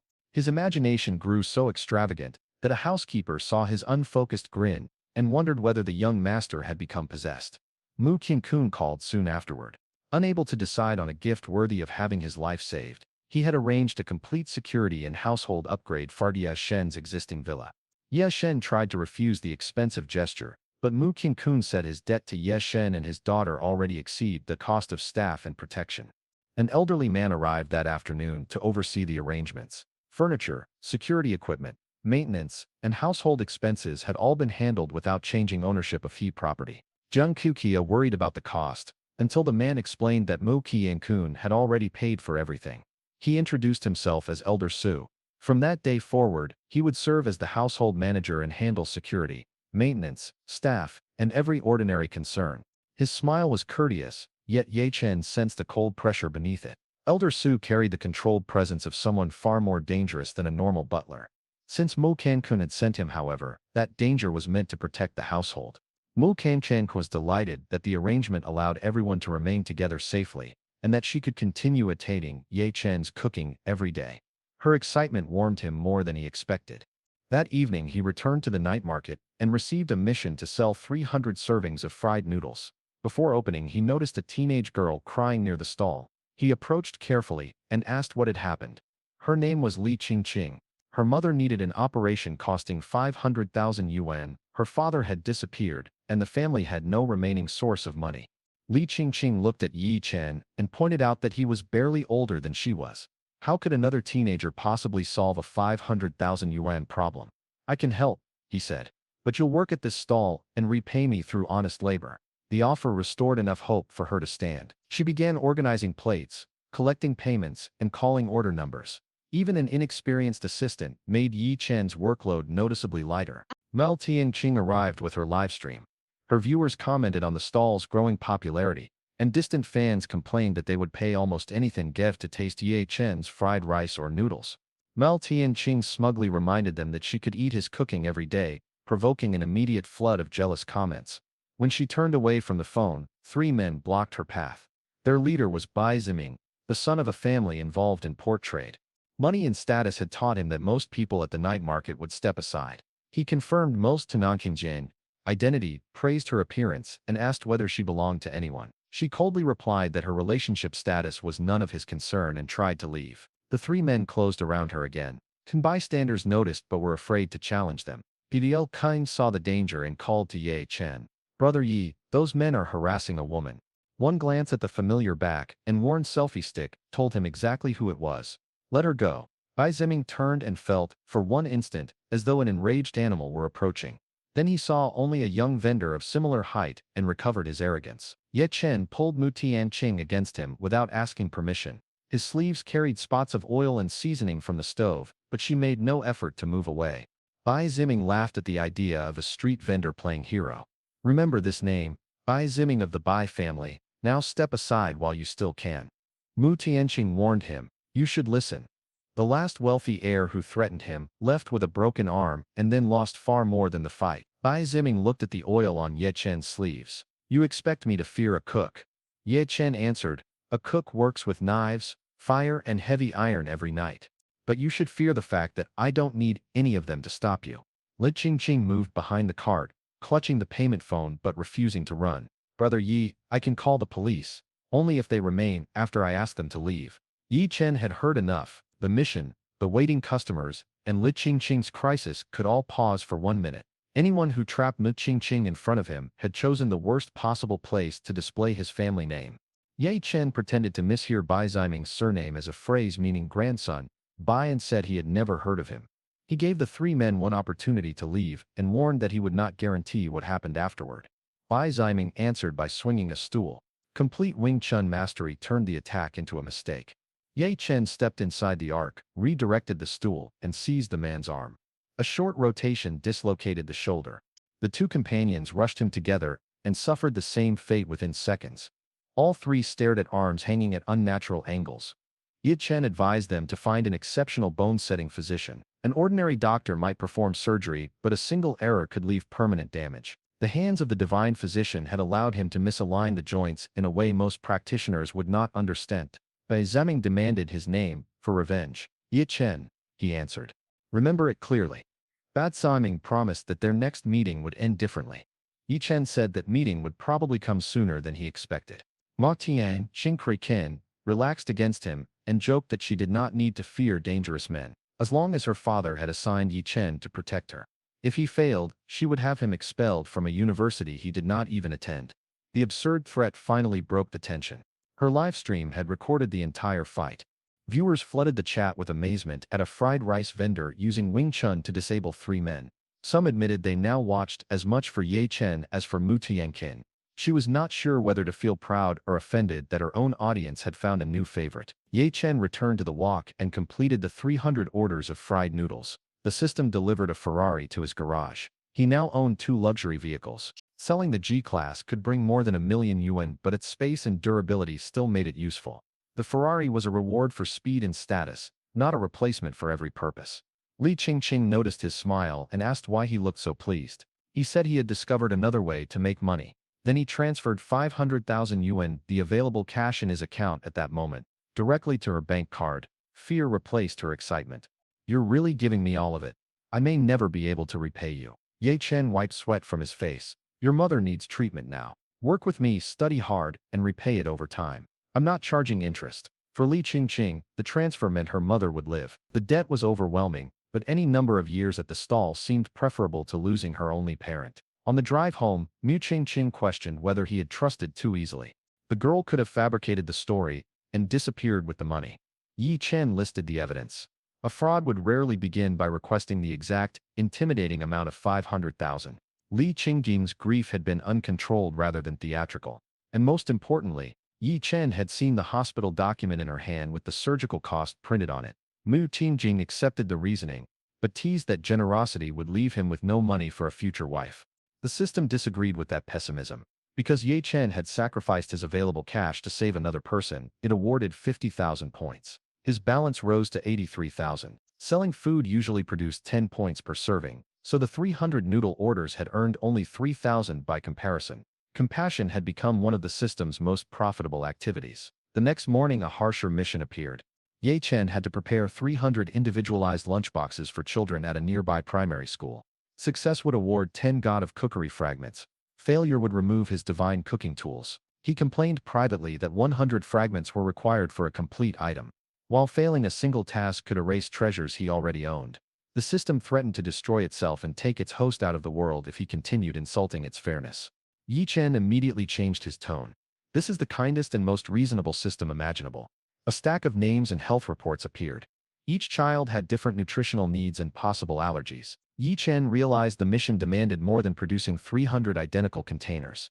He purchased a specialized Chinese cooking manual from the system store for 30,000 points, only to learn that the payment unlocked one category rather than all Chinese cuisine. He selected primary school lunchboxes and absorbed the relevant knowledge. With the reports beside him, he adjusted portions, proteins, vegetables, and seasoning for each child. His hands moved continuously until 300 labeled meals filled insulated containers. The destination was Dragon Spring Mountain on the outskirts of Sucheng. Ye Chen loaded the food into the Ferrari because it was the vehicle immediately available and drove there in roughly 40 minutes, drawing stares throughout the journey. Before leaving, he reviewed the labels with Li Qingqing. No swapping boxes. This child cannot eat peanuts. This one needs less salt, and these three have sensitive stomachs. She blinked at the hundreds of names. You memorized all of that. I memorized what each child needs.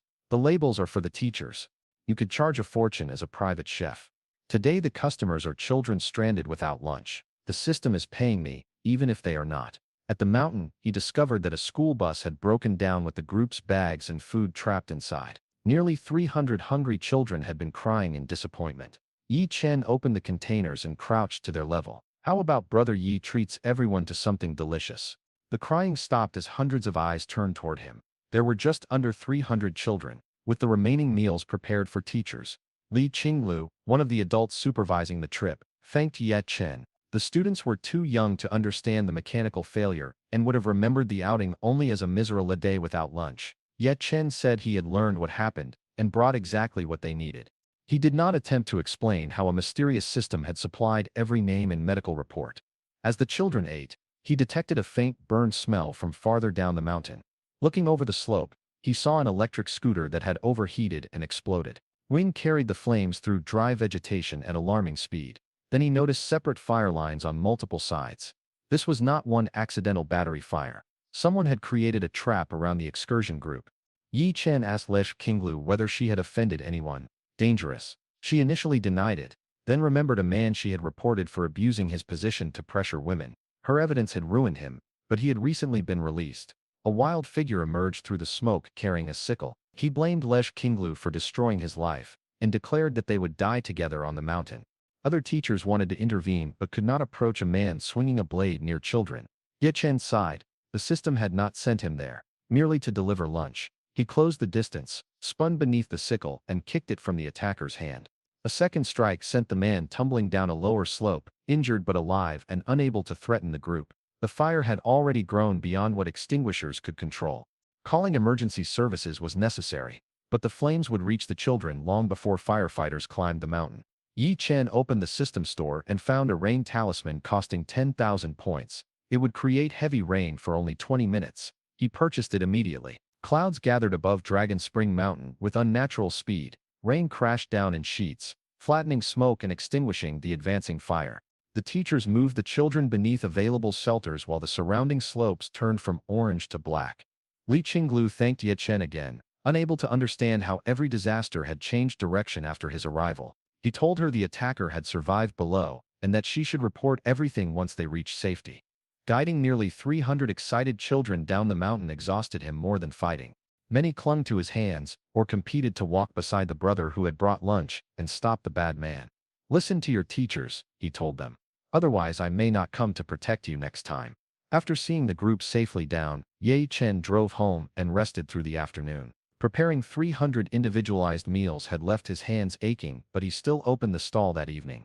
3 familiar figures appeared almost immediately. Bai Ziming and his companions supported their useless arms. They had visited specialists throughout the capital region. Every doctor recommended surgery, and one old practitioner finally told them that only the person who created the injury could reverse it safely. Ye Chen asked whether they had come to eat, fight, or seek treatment. Treatment, Bai Ziming said. Name the price. Ye Chen quoted 200,000 yuan for one person or 300,000 for all 3. Bai Ziming complained about the robbery, but his companions recognized the group price as a bargain. For their leader, 300,000 represented only several days of spending money. After payment was agreed, Ye Chen offered a choice. He could use a slow method that produced prolonged pain or an immediate method that cost more. To demonstrate the first option, he pressed one point near Bai Ziming's shoulder.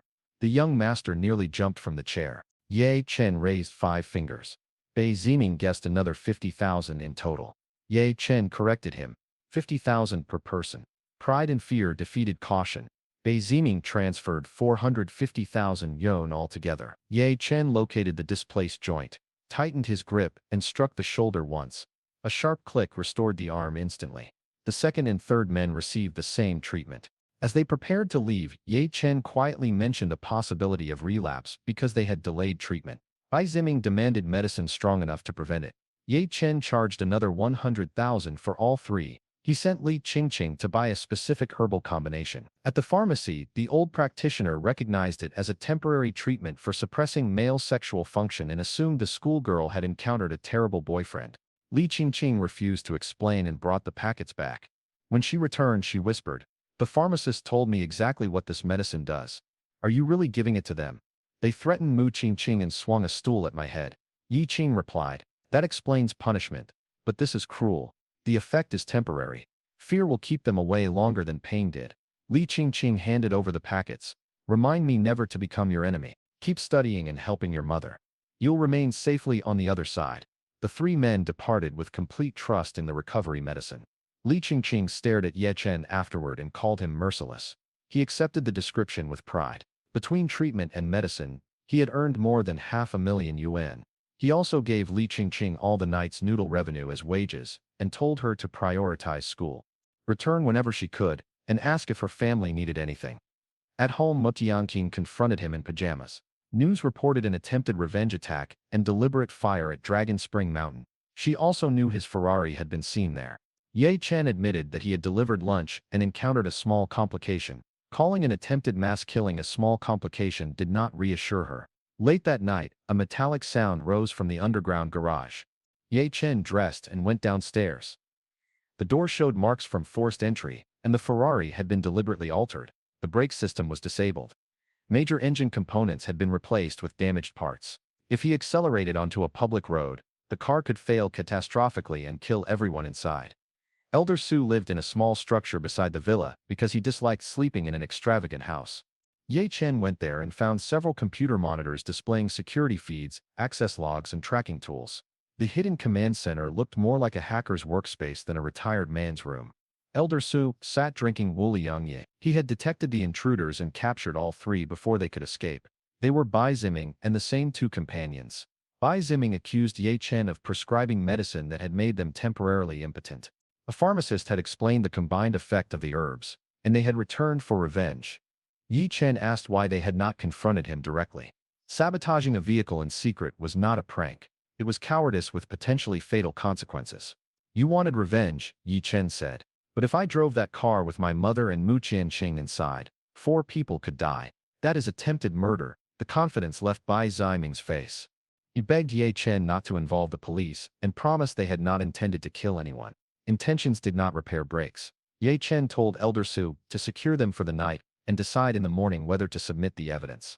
He also warned Bai Ziming that wealth did not erase consequences. Rich heirs often acted first because their families had always cleaned up afterward. This time, the result could include years in prison. After Ye Chen returned to the villa, Elder Su's quiet pressure became even more frightening. He gave the captives 3 options: formal arrest, a private settlement, or a call to their fathers. Bane Ziming requested his phone and contacted Bai Yingyan. It was deep into the night, and his father answered by demanding to know whether the boy had run out of money again. "Dad, I caused real trouble," Bane Ziming said. "Please come save me." Bai Yingyan had spent years cleaning up fights, debts, and scandals. He dressed, woke his secretary, and ordered employees to withdraw 5 million yuan in cash from multiple machines and accounts. While waiting, Bai Ziming tried to regain arrogance. He told Elder Su that his father would soon teach everyone a lesson. Elder Su merely invited him to watch. 5 or 6 vehicles arrived using the location from Bai Ziming's phone. Bai Yingyan stepped out with more than 10 bodyguards and demanded to see the person holding his son. The engines woke Ye Chen. He came to the entrance and identified himself. Bai Yingyan threatened consequences unless he received an excellent explanation. Ye Chen supplied one. His son had converted a Ferrari into a death trap. 4 people lived in the household. If they had taken the vehicle onto the road, a family could have died, because 3 young men wanted revenge for an harassing medical trick. The father pressed a hand to his forehead. He had expected another fight, not evidence supporting attempted murder charges. Elder Su brought out the captives. Bai Yingyan slapped his son and cursed him for escalating childish conflict into a crime capable of destroying the family. Bai Ziming begged not to be sent to prison and promised to change. His father bitterly replied that he had heard the same promise after every previous disaster. Then Bai Yingyan addressed Ye Chen with a different tone. "Name a resolution. Money, replacement property, criminal charges, whatever you believe is fair." Bai Ziming screamed when his father admitted that prison might be appropriate. Ye Chen did not want a permanent feud, but an apology alone could not protect his household. The available evidence, fingerprints, surveillance footage, forced entry, and the sabotaged vehicle could send Bai Ziming away for 7 or 8 years. He proposed a written guarantee that Bai Ziming would never approach or target him again, backed by 10 million yuan in compensation. Any violation would release all evidence to the authorities. Bai Yingyan accepted immediately. His son wrote and read the guarantee aloud, agreeing that Ye Chen could pursue full legal consequences if he caused further trouble. Ye Chen took the signed document. "Write one more line," Bai Yingyan ordered. "You will repay the compensation from your own future allowance and work." Bai Ziming looked up in horror. "Dad, 10 million will take years. Then you will remember this night for years." Bai Yingyan had brought only 5 million that night. He promised the remaining 5 million before noon. Ye Chen accepted the first payment and allowed the family to leave. Only when the last vehicle disappeared did he return to bed. The settlement had spared Bai Ziming years in prison, but it also made the danger unmistakable. One more act of revenge would cost him both freedom and family protection. For Ye Chen, the incident confirmed the value of Elder Su. Strength could stop attackers standing in front of him. A true security expert could detect the danger hidden beneath a car before anyone turned the key. Before leaving, Bai Yingyan dragged his son close and spoke quietly enough that only those nearby could hear. "Look at the cameras. Look at the car. If this young man wanted you imprisoned, I could not buy the evidence away." Bai Ziming lowered his head. "I understand. No, you understand. Fear, learn consequences. Tomorrow you leave the city, and you do not return without my permission." Elder Su smiled. "That is a sensible beginning." Bai Yingyan looked at him more carefully and seemed to recognize something dangerous. He abandoned every remaining thought of using force because of the night's disturbance. Ye Chen slept until noon. Zheng Qiuexia remarked that it was the first time her son had stayed in bed so late and worried that earning money had exhausted him. Mo Tiancheng volunteered to wake him. The villa had 2 floors. Shi Zhangqiuqia and the housekeeper used rooms upstairs, while Ye Chen occupied the large room below. She entered just after he finished showering. The sight of his bare upper body stopped her thoughts. Covering her eyes too late, she shouted that his mother wanted him at lunch and accused him of sleeping like a pig. Ye Chen watched the door close and realized she had panicked because she was staring. The discovery amused him more than he intended to reveal.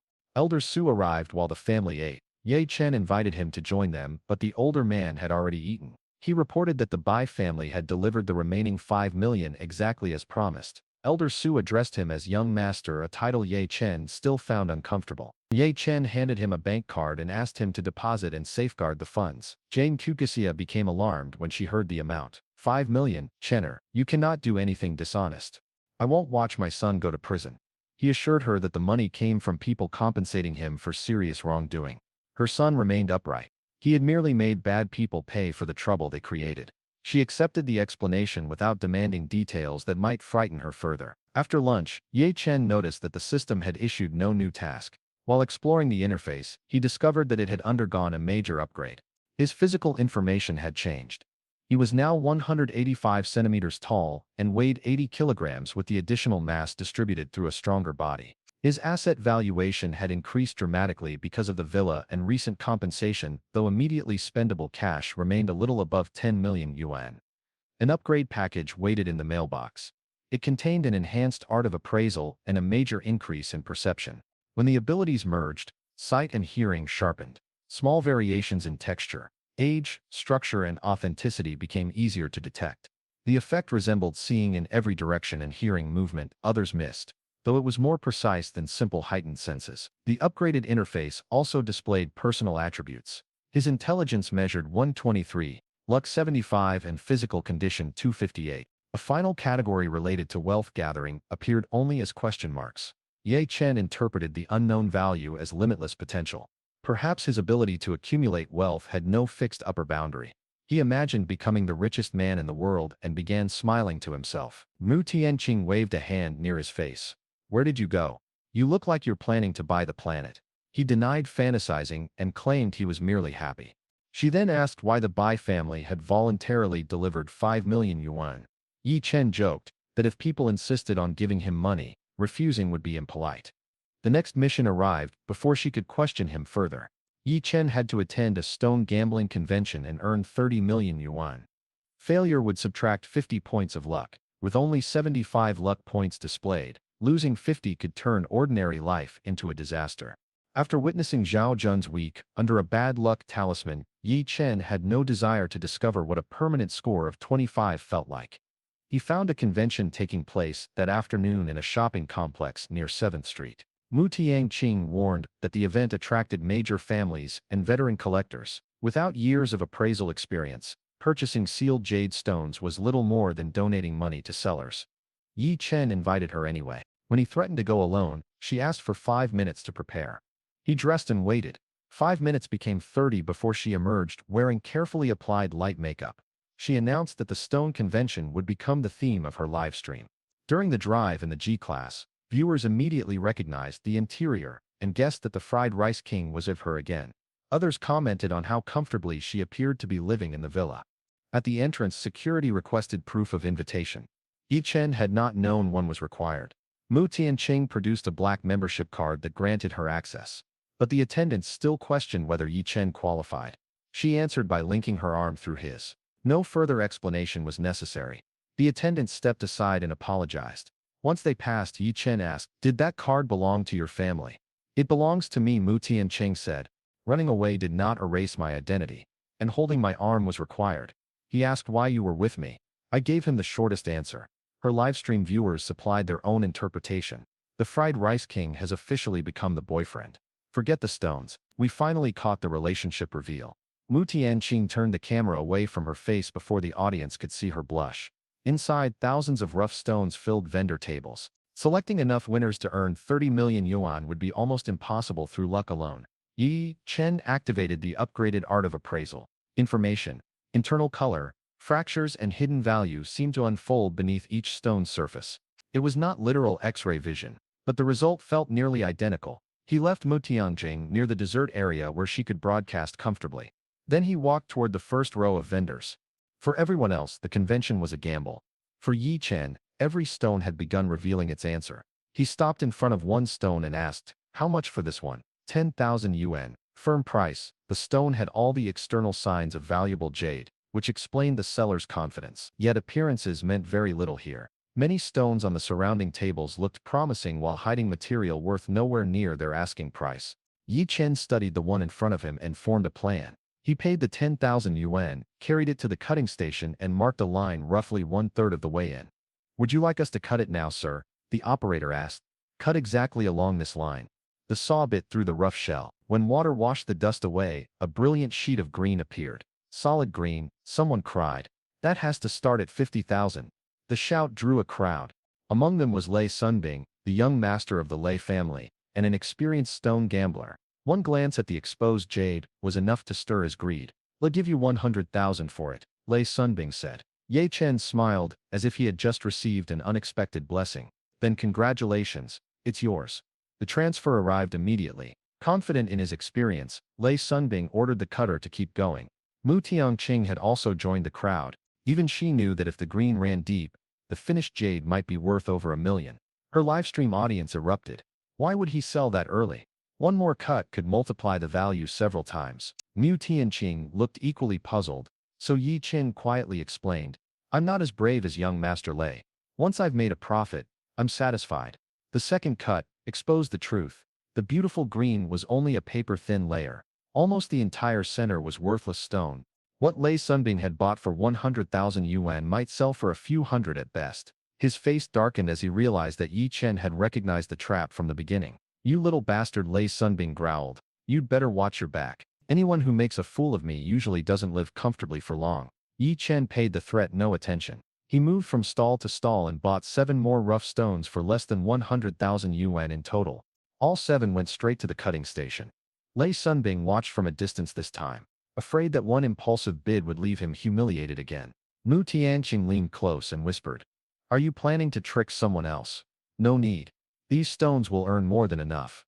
The first cut revealed jade almost identical to the piece he had sold Lei Sunbing, 100,000. A buyer called. Not for sale. Cut from the other end. The next slice showed nothing. Several spectators sighed in relief, glad they had not made the purchase. Ye Chen simply marked another line. When the blade came away, a faint red glow appeared inside the stone. Stop there, one man warned him. You've already found red. Another cut could ruin it. But Ye Chen ordered the cutter to continue. He was deliberately removing the worthless green section to reveal what lay behind it. One clean cut later, the stone displayed a rich, uniform field of red jade. The crowd fell silent for a heartbeat before exploding. That's worth at least $1 million. He risked the green and hit solid red. This kid is fearless. 1 million takes it, Ye Chen announced. A buyer transferred the money on the spot. The second rough stone started with an even cleaner window. No cracks, no webbing, and a color so vivid that the cutter's hands began to tremble. As more of the shell fell away, an unmistakable imperial green emerged. Lei Sunbing stamped his foot in fury. Every successful cut made him more certain that Ye Chen had knowingly handed him the one bad stone. Not bad, kid, he said through clenched teeth. One dealer offered 3 million yuan for the imperial green. Not enough, Ye Chen replied. He trimmed away the last useless edge, then held a light against the exposed jade. The color was pure, the body translucent, and the material entirely natural. Its true market value was close to 10 million yuan. 9,800,000. Ye Chen said. Who wants it? A familiar voice answered before anyone else could bargain. I'll make it an even 10 million. Mu Qingqun walked through the crowd. Mu Qingqing hurried to him with a smile. Dad, I knew you would be here. He had not come to gamble on stones. A major auction would be held in the same venue, and he wanted to see whether anything rare was worth adding to his collection. Uncle Mu, you made it. Ye Chen greeted him. Mu Qiangqun examined the imperial green with approval. Ye Chen clearly had an excellent eye, and with several selected stones still uncut, he might become rich before the auction even began. Ye Chen did exactly that. Although none of the remaining stones contained another imperial green, several held jade, worth 3 or 4 million yuan each. By the time the final stone was sold, he had turned less than 100,000 yuan into more than 30 million. Lei Sunbing no longer dared to dismiss him as a lucky nobody. The young man knew Mu Qingqun personally, which meant dealing with him would require more than a public threat. Still, Lei Sunbing had no intention of letting the humiliation go. Then the system delivered the mission reward. Ye Chen had received an authentic lost painting by Tang Bohu, the legendary Ming Dynasty artist Tang Yin. When he viewed the scroll in the system space, the landscape seemed to open around him. Mountains rose through the mist, birds appeared ready to beat their wings, and every brushstroke drew him deeper into a world that felt alive. It was not merely beautiful, it possessed the presence of a masterpiece that had vanished from history. Mu Tianqing interrupted his amazement. Ye Chen, the auction is about to begin. Are you coming? Mu Qingqun added. If you see anything you like, tell me. I'll buy it for you. Ye Chen thanked him but declined. Luxury goods and expensive collectibles had never interested him. He entered mainly to satisfy his curiosity. The first lot was a pair of tiny stamps bearing a dragon and a phoenix. According to the host, they were the only surviving pair in the world. The bidding opened at 10 million yuan and climbed almost instantly. 20 million, 21 million, 30 million, the hammer finally fell at 52 million yuan. The winning bidder was an old man in his 90s. Ye Chen could not understand it. More than 50 million for 2 stamps? That seems excessive. Mu Cancun understood what he was thinking. That gentleman survived the war years. Those stamps come from the same period. Their value to him may have nothing to do with the market. Even nostalgia wouldn't make me trade 50 million for 2 pieces of paper. Mu Cancun carried her phone over to the old man. His bodyguards tried to stop her, but he recognized that she was broadcasting and allowed her to approach. Sir, may I ask why those stamps matter so much to you? The old man's voice was slow but steady. In those days, we had no phones, we had letters. These stamps carry the memories I have left. Even if buying them emptied my fortune, I would still take them home. In a darker corner of the hall, Lei Sunbing scoffed at his own grandfather. His father had just told him about the 52 million yuan purchase. Let the old man have his memory. Lei Sunbing muttered. Before long, everything he owns will belong to us anyway. The auction continued with antique porcelain and other treasures. When a Tang-era blue and white vase opened at 30 million yuan, Ye Chen grew bored and headed for the restroom. Lei Sunbing immediately followed with 2 men. They entered and found the room apparently empty. As Lei Sunbing looked toward the window, Ye Chen stepped out from the last stall and seized him by the throat. Why are the 3 of you following me? Only then did Ye Chen recognize the man whose stone he had sold earlier. You cheated me, and you thought I would let you walk away. Lei Sunbing snapped. His 2 companions grabbed Ye Chen's arms. Lei Sunbing drove a fist into his abdomen. Consider that your first lesson. Ye Chen barely reacted. Was that a punch? Or are you giving me a massage? Insult. Struck a nerve. Lei Sunbing had won a boxing championship and trained seriously in mixed martial arts. He drew back his arm and threw a full power punch at Ye Chen's head. Ye Chen slipped free of the 2 men, dropped below the fist, and countered in one fluid motion. Lei Sunbing saw only a blur before a fist crashed into his jaw. Teeth struck the floor, and the fight ended before his companions understood what had happened. Ye Chen washed the saliva from his hand. He had allowed Lei Sunbing to land the first punch as an apology for selling him the bad stone. That settled their debt. By attacking again, Lei Sunbing had given him every right to strike back. Lei Sunbing had ruined everyone who had ever looked down on him. Seeing that same contempt in Ye Chen's eyes made his humiliation burn even hotter. You'll regret this, he shouted. My name is Ye Chen. Come find me whenever you like. Ye Chen left with his dignity intact, though he rubbed his abdomen once he was outside. Lei Sunbing's first punch had not injured him, but it had hurt more than he wanted to admit. By the time Ye Chen returned to the auction hall, the next featured lot was already on display, a supposedly authentic Tang Bohu landscape. Mu Cancun asked, what do you think it's worth? About 500 yuan for the labor. Mu Cancun stared at him. The work looked centuries old and the auction house valued it in the hundreds of millions. He assumed Ye Chen simply lacked experience with fine art. The bidding opened at 370 million yuan. Mu Cancun raised his paddle, but Ye Chen stopped him. Ye Chen urged Uncle Mu not to bid. The paper might be old, and the imitation might even have been produced during that historical period, but Tang Bohu had not painted it. Mo Cancun lowered his paddle, too absorbed in Ye Chen's certainty to notice the bidding race ahead. 600 million once. 600 million twice. Sold. The buyer was the same elderly head of the Lei family. Ye Chen walked onto the stage and took the microphone from the confused host. Is the former owner of this painting still here? A man in his late 30s stepped forward, still glowing from his enormous sale. Since the transaction had already been completed, Ye Chen publicly revealed the problem. The elderly buyer had just spent 600 million yuan on a forgery, and security needed to prevent the seller from leaving. The seller erupted. It's authentic. Stop slandering me. What evidence do you have? The authentic painting belongs to me. The system reward had shown Ye Chen what real mastery felt like. The auction painting was technically impressive, but it lacked the sensation of entering another world. He could identify the false one with absolute confidence. Then bring yours out and prove it. The seller challenged. Ye Chen went back to the restroom, opened the system inventory, and returned with a scroll in his hand. Even the old Lei patriarch leaned forward nervously. 600 million yuan now hung on what Ye Chen was about to reveal. Before opening his own scroll, Ye Chen seized the auction painting and tore it down the middle. The seller froze. He tore up a 600 million yuan painting. If he can't prove his claim, he'll never pay for that. The seller lunged at him. Ye Chen forced him to the floor with one hand, then unfurled the system scroll. For only a moment, the true landscape filled the stage. The mountains seemed to breathe beneath drifting clouds, and the birds appeared suspended between one wingbeat and the next. Ye Chen rolled it up again before anyone could draw closer. The compositions are almost identical, he told the audience, but you have all seen the difference between a masterpiece and an imitation. No one argued. The brief glimpse had been enough. The Levin patriarch rose from his seat. Young man, sell it to me. I'll pay 1 billion yuan. I might consider it, Ye Chen said. But first, what should we do with the man who tried to sell you the forgery? Security had already reached the stage. The fake painting had been produced centuries earlier, and might still have been worth several million yuan, but it was nowhere near the claimed value, and it certainly was not a Tangbohu original. While Ye Chen considered the billion yuan offer, Mu Qiankun discreetly crossed his forearms, signaling him not to sell through the auction house.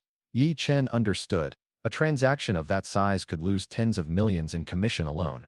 The painting is no longer for sale, Ye Chen announced. I came up here only to expose a fake, the crowd complained, but the sale of the forgery had already been cancelled. The Lei family therefore avoided the 600 million yuan loss. The old patriarch instructed his son to find Ye Chen afterward. Thank him properly, and offer as much as 1.8 billion yuan for the authentic work if necessary. When Ye Chen returned to his seat, Mun Yuchenjun returned to his seat. Mun Yuchenjun returned to his seat. That's all. Mun Yuchenjun leaned toward him. Name your price. I want the painting. Before Ye Chen could answer, Lei Sunbing appeared and raised the offer to 1.05 billion yuan. He had clearly come on his family's behalf. Ye Chen accepted Mu Qiankun's original offer of 1 billion yuan.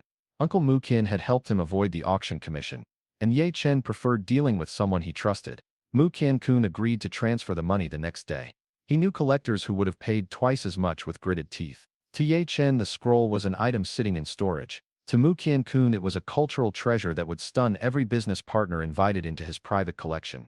The transfer of ownership took place in full view of the Lei patriarch. His expression tightened.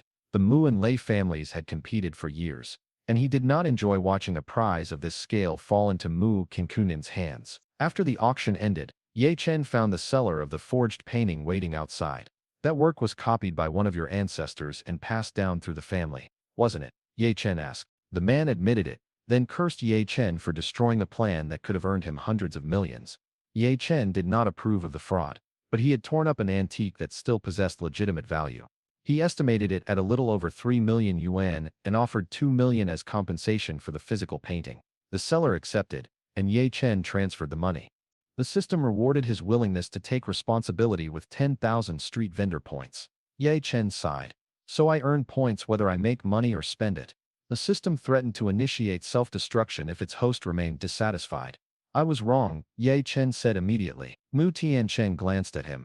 Wrong about what? Nothing. I was talking to myself. I'm going to the night market. You can take a taxi home.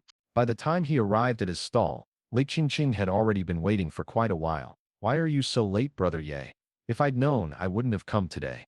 You could have called me. Ye Chen paused. Actually, I don't have your number. Li Qingqing lowered her eyes. Her family had been too poor to buy her a phone. Ye Chen had earned more than enough that day. He invited her to meet him at Times Square the following afternoon so they could enjoy her free weekend.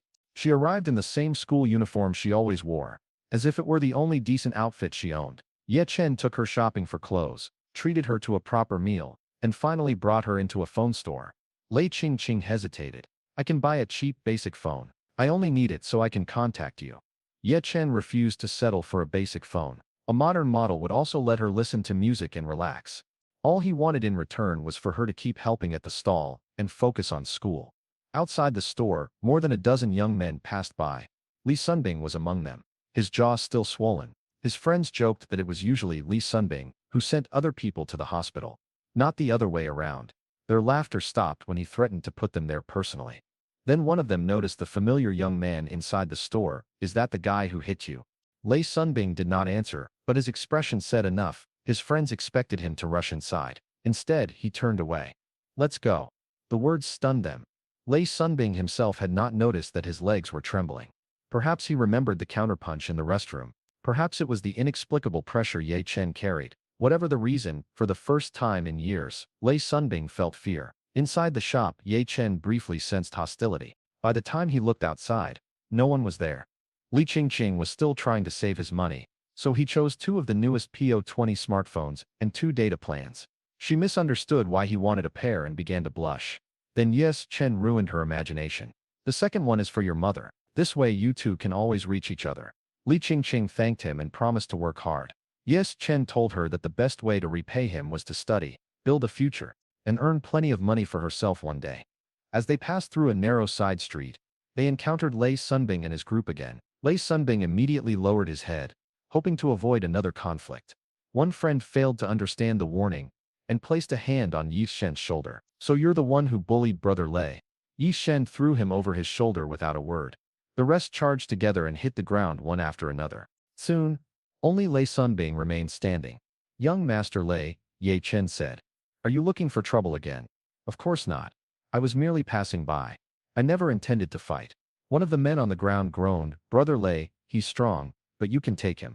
Take him yourself, Lei Sunbing snapped. Since he genuinely had no desire to attack, Ye Chen let him go and brought Li Qingqing home safely. At the villa, Elder Su handed Ye Chen a black bank card. The account contained 1.01 billion yuan, the billion promised for the painting, plus the 10 million Mu Kun had paid for the imperial green. Elder Su warned him to remain cautious. The Lei family had opposed the Mutring family for years, and once they understood Yutring's relationship with the Mutrings was unconcerned. The Lei family had already tried to intimidate him twice, and neither attempt had amounted to anything. That evening he opened his food stall early. Fried rice and noodles began selling almost immediately. Then a customer suddenly clutched his stomach and collapsed beside the tables. My stomach, help me. This food is contaminated. Ye Chen examined him with the hands of the divine physician. There was no sign of food poisoning, and not one other customer had become ill. He crouched beside the man and whispered, I don't know who sent you, but your acting is terrible. Leave now, if you don't want to suffer. The man only shouted louder. Regular customers did not believe him for a second. Many joked that Ye Chen's cooking had improved their digestion rather than harmed it. Mutianking's livestream comments were even less forgiving. Mutianking searched the stall and reminded her viewers not to interfere or disturb the people nearby. Before Ye Chen could decide how to remove the fraud, a massive man eating fried rice stood up. His name was Sun Jiayu, a trainer from a nearby gym. If you don't want the food, get out, Sun Jiayu thundered. Keep slandering this stall, and I'll pry your skull open with my bare hands. The fake victim sprang to his feet, apologized, and fled. Sun Jiayu returned to the counter. Sweat appeared on Ye Shen's forehead for an entirely different reason. 10 more orders of fried noodles, the trainer said. Ever since Ye Chen had opened the stall, Sun Xiaoyu had eaten close to 20 servings per visit. He could not tolerate anyone insulting his favorite fried rice. Use vegetable oil, Sun Xiaoyu added, and not too much. I'm watching my diet. Ye Chen almost laughed at the contradiction, but prepared the dishes. Sun Xiaoyu devoured every plate and said he wished the stall offered a lifetime membership. I'm still young, Ye Chen replied. I might stop selling fried rice and do something else one day. Then I need to order even more while I still can. As Sun Xiaoyu headed back to work, Ye Chen silently hoped the man would never bring the entire gym. He was not sure one cook could survive that appetite multiplied by dozens. The system immediately issued a new mission. Prepare lunch the next day for everyone at Sun Xiaoyu's gym. Success would grant 2 points of luck. Failure would deduct 10. Ye Chen could only sigh. The system had found the perfect way to force him into accepting. He called Sun Xiaoyu back. Does your gym need a nutritionist? Not really. Almost nobody eats there. Prepare ingredients tomorrow. I'll come at noon and make lunch for all your customers. Sun Xiaoyu's eyes lit up before a worried thought brought his excitement down. If too many people come, will there still be food for me? You were one of my earliest regulars. Even if everyone else goes hungry, I'll make sure you eat. The next day, Ye Chen arrived at the gym as promised. The facility was far larger than he had expected, but Sun Jiao modestly called it a small business that barely supported him. He gathered the members and announced that Boss Yi would cook anything they requested. The orders came at once. Vegetable salad and an eel rice bowl. Grilled eel for me. Can you make lobster? Fortunately, the culinary knowledge granted by the system covered far more than fried rice and noodles. Ye Chen organized several timers in the simple kitchen, moved from station to station without wasting emotion and completed 3 different meals almost simultaneously. Sun Xiaoyu clapped in amazement. Incredible. Boss Yi really can cook anything. For an entire hour, Ye Chen prepared dish after dish until every member was satisfied. Just as he thought the mission was nearly over, several women approached the kitchen. They normally avoided solid food during training and drank only vegetable or fruit juice. The woman leading them was Lik Xiaoxiao. Her athletic figure and composed confidence made her striking in a way that was entirely different from the beautiful girls Ye Chen had known at school. "What is all this?" she asked. "Is Boss Sun treating everyone to a feast?" Sun Xiaoxiao introduced Ye Chen as an extraordinary cook and invited her to test him herself. "All right," Lik Xiaoxiao said, "make me papaya wellness soup." The nearby members struggled not to laugh at the deliberately difficult request. Ye Chen accepted, but warned that her particular bowl would not be cheap. How expensive could soup possibly be? She challenged. Ye Chen stepped closer and took both her hands. The gym erupted in surprised noises. Li Xiaoxiao was famous for never allowing men into her personal space. He was not flirting. Through her pulse and the condition of her hands, he had identified a severe congenital cold disorder of the uterus, likely caused when her mother had been exposed to cold during pregnancy. Etu Li Xiaoxiao's face reddened. "What does that have to do with papaya soup?" "Everything. If I'm cooking for the whole gym, the meal should solve the problem your body actually has." Ye Chen began the soup in a clay pot, then ordered Sun Xiaoxin not to touch it, while he went out for additional ingredients. He returned with a carefully selected bundle of Chinese medicinal herbs, weighed every portion, and added them in a strict sequence. After the final stage of simmering, he set the restorative medicinal soup in front of Li Xiaoxiao. She would notice the effect that very day, but correcting the condition required one bowl every month. Heat spread through her body after the first few mouthfuls. Sweat rose on her skin, and the familiar swelling and pain in her lower abdomen faded away. Li Xiaoxiao could scarcely believe it. She knew her cycle well. The pain had started that morning and should have become unbearable by the afternoon. Instead, her entire body now felt relaxed. Sun Xiaoyu leaned over and whispered that a red mark had appeared on her pants. Li Xiaoxiao struck him on the head and hurried away in embarrassment. The system confirmed that Ye Chen had fed everyone at the gym and awarded the promised 2 points of luck, because he had also solved the problem that had troubled Li Xiaoxia all her life. It granted another 50,000 street vendor points. His balance had now risen above 100,000 points. Once the kitchen was clean, Ye Chen said goodbye and went downstairs. Li Sunbing was entering the building at the same moment. He muttered an awkward greeting and disappeared inside. Only then did Ye Chen realize that the young master trained in combat at this very gym. A Porsche pulled up beside him. The window lowered to reveal Li Xiaoxiao. "Li Xiaoxiao, I'm older than you. Can't you call me Sister Xiaoxiao? That's an interesting tone to use with the man who just cured you." She had no answer to that. Instead, she asked how much he wanted for the medicinal soup formula. "Why should I sell it?" Ye Chen asked. "You could turn it into a business and make a fortune with my recipe." Li Xiao studied his face. Even when she held his gaze and deliberately softened her expression, he showed no sign of being distracted by her beauty. "Get in," she said. "We'll discuss it over coffee." At Qingdan Cafe, she had changed from athletic clothes into a dress and applied light makeup. She now resembled an elegant university student more than a hardened gym regular. "Name your price," she said once they were seated. "It isn't about money." The formula could help countless women, but Li Xiaoxiao did not mistake Ye Chen for someone obligated to give away everything he possessed. She changed direction and asked whether he was a doctor. "I know enough," he replied. "A person's hands alone can reveal quite a few secrets." Li Xiaoxiao took out a photograph of herself beside her grandfather and placed it on the table. Ye Chen studied the old man's complexion. If this photograph was taken today, he will die within 3 days. Her pupils widened. His answer had touched the fear she had not yet voiced. "If you don't want money, what do you want?" "I want you." The direct words shattered her composure. A shy flush rose to her cheeks, and she quietly replied that such an arrangement might not be impossible. Ye Chen clarified before the misunderstanding could grow. He wanted Li Xiaoxiao to owe him one very large favor.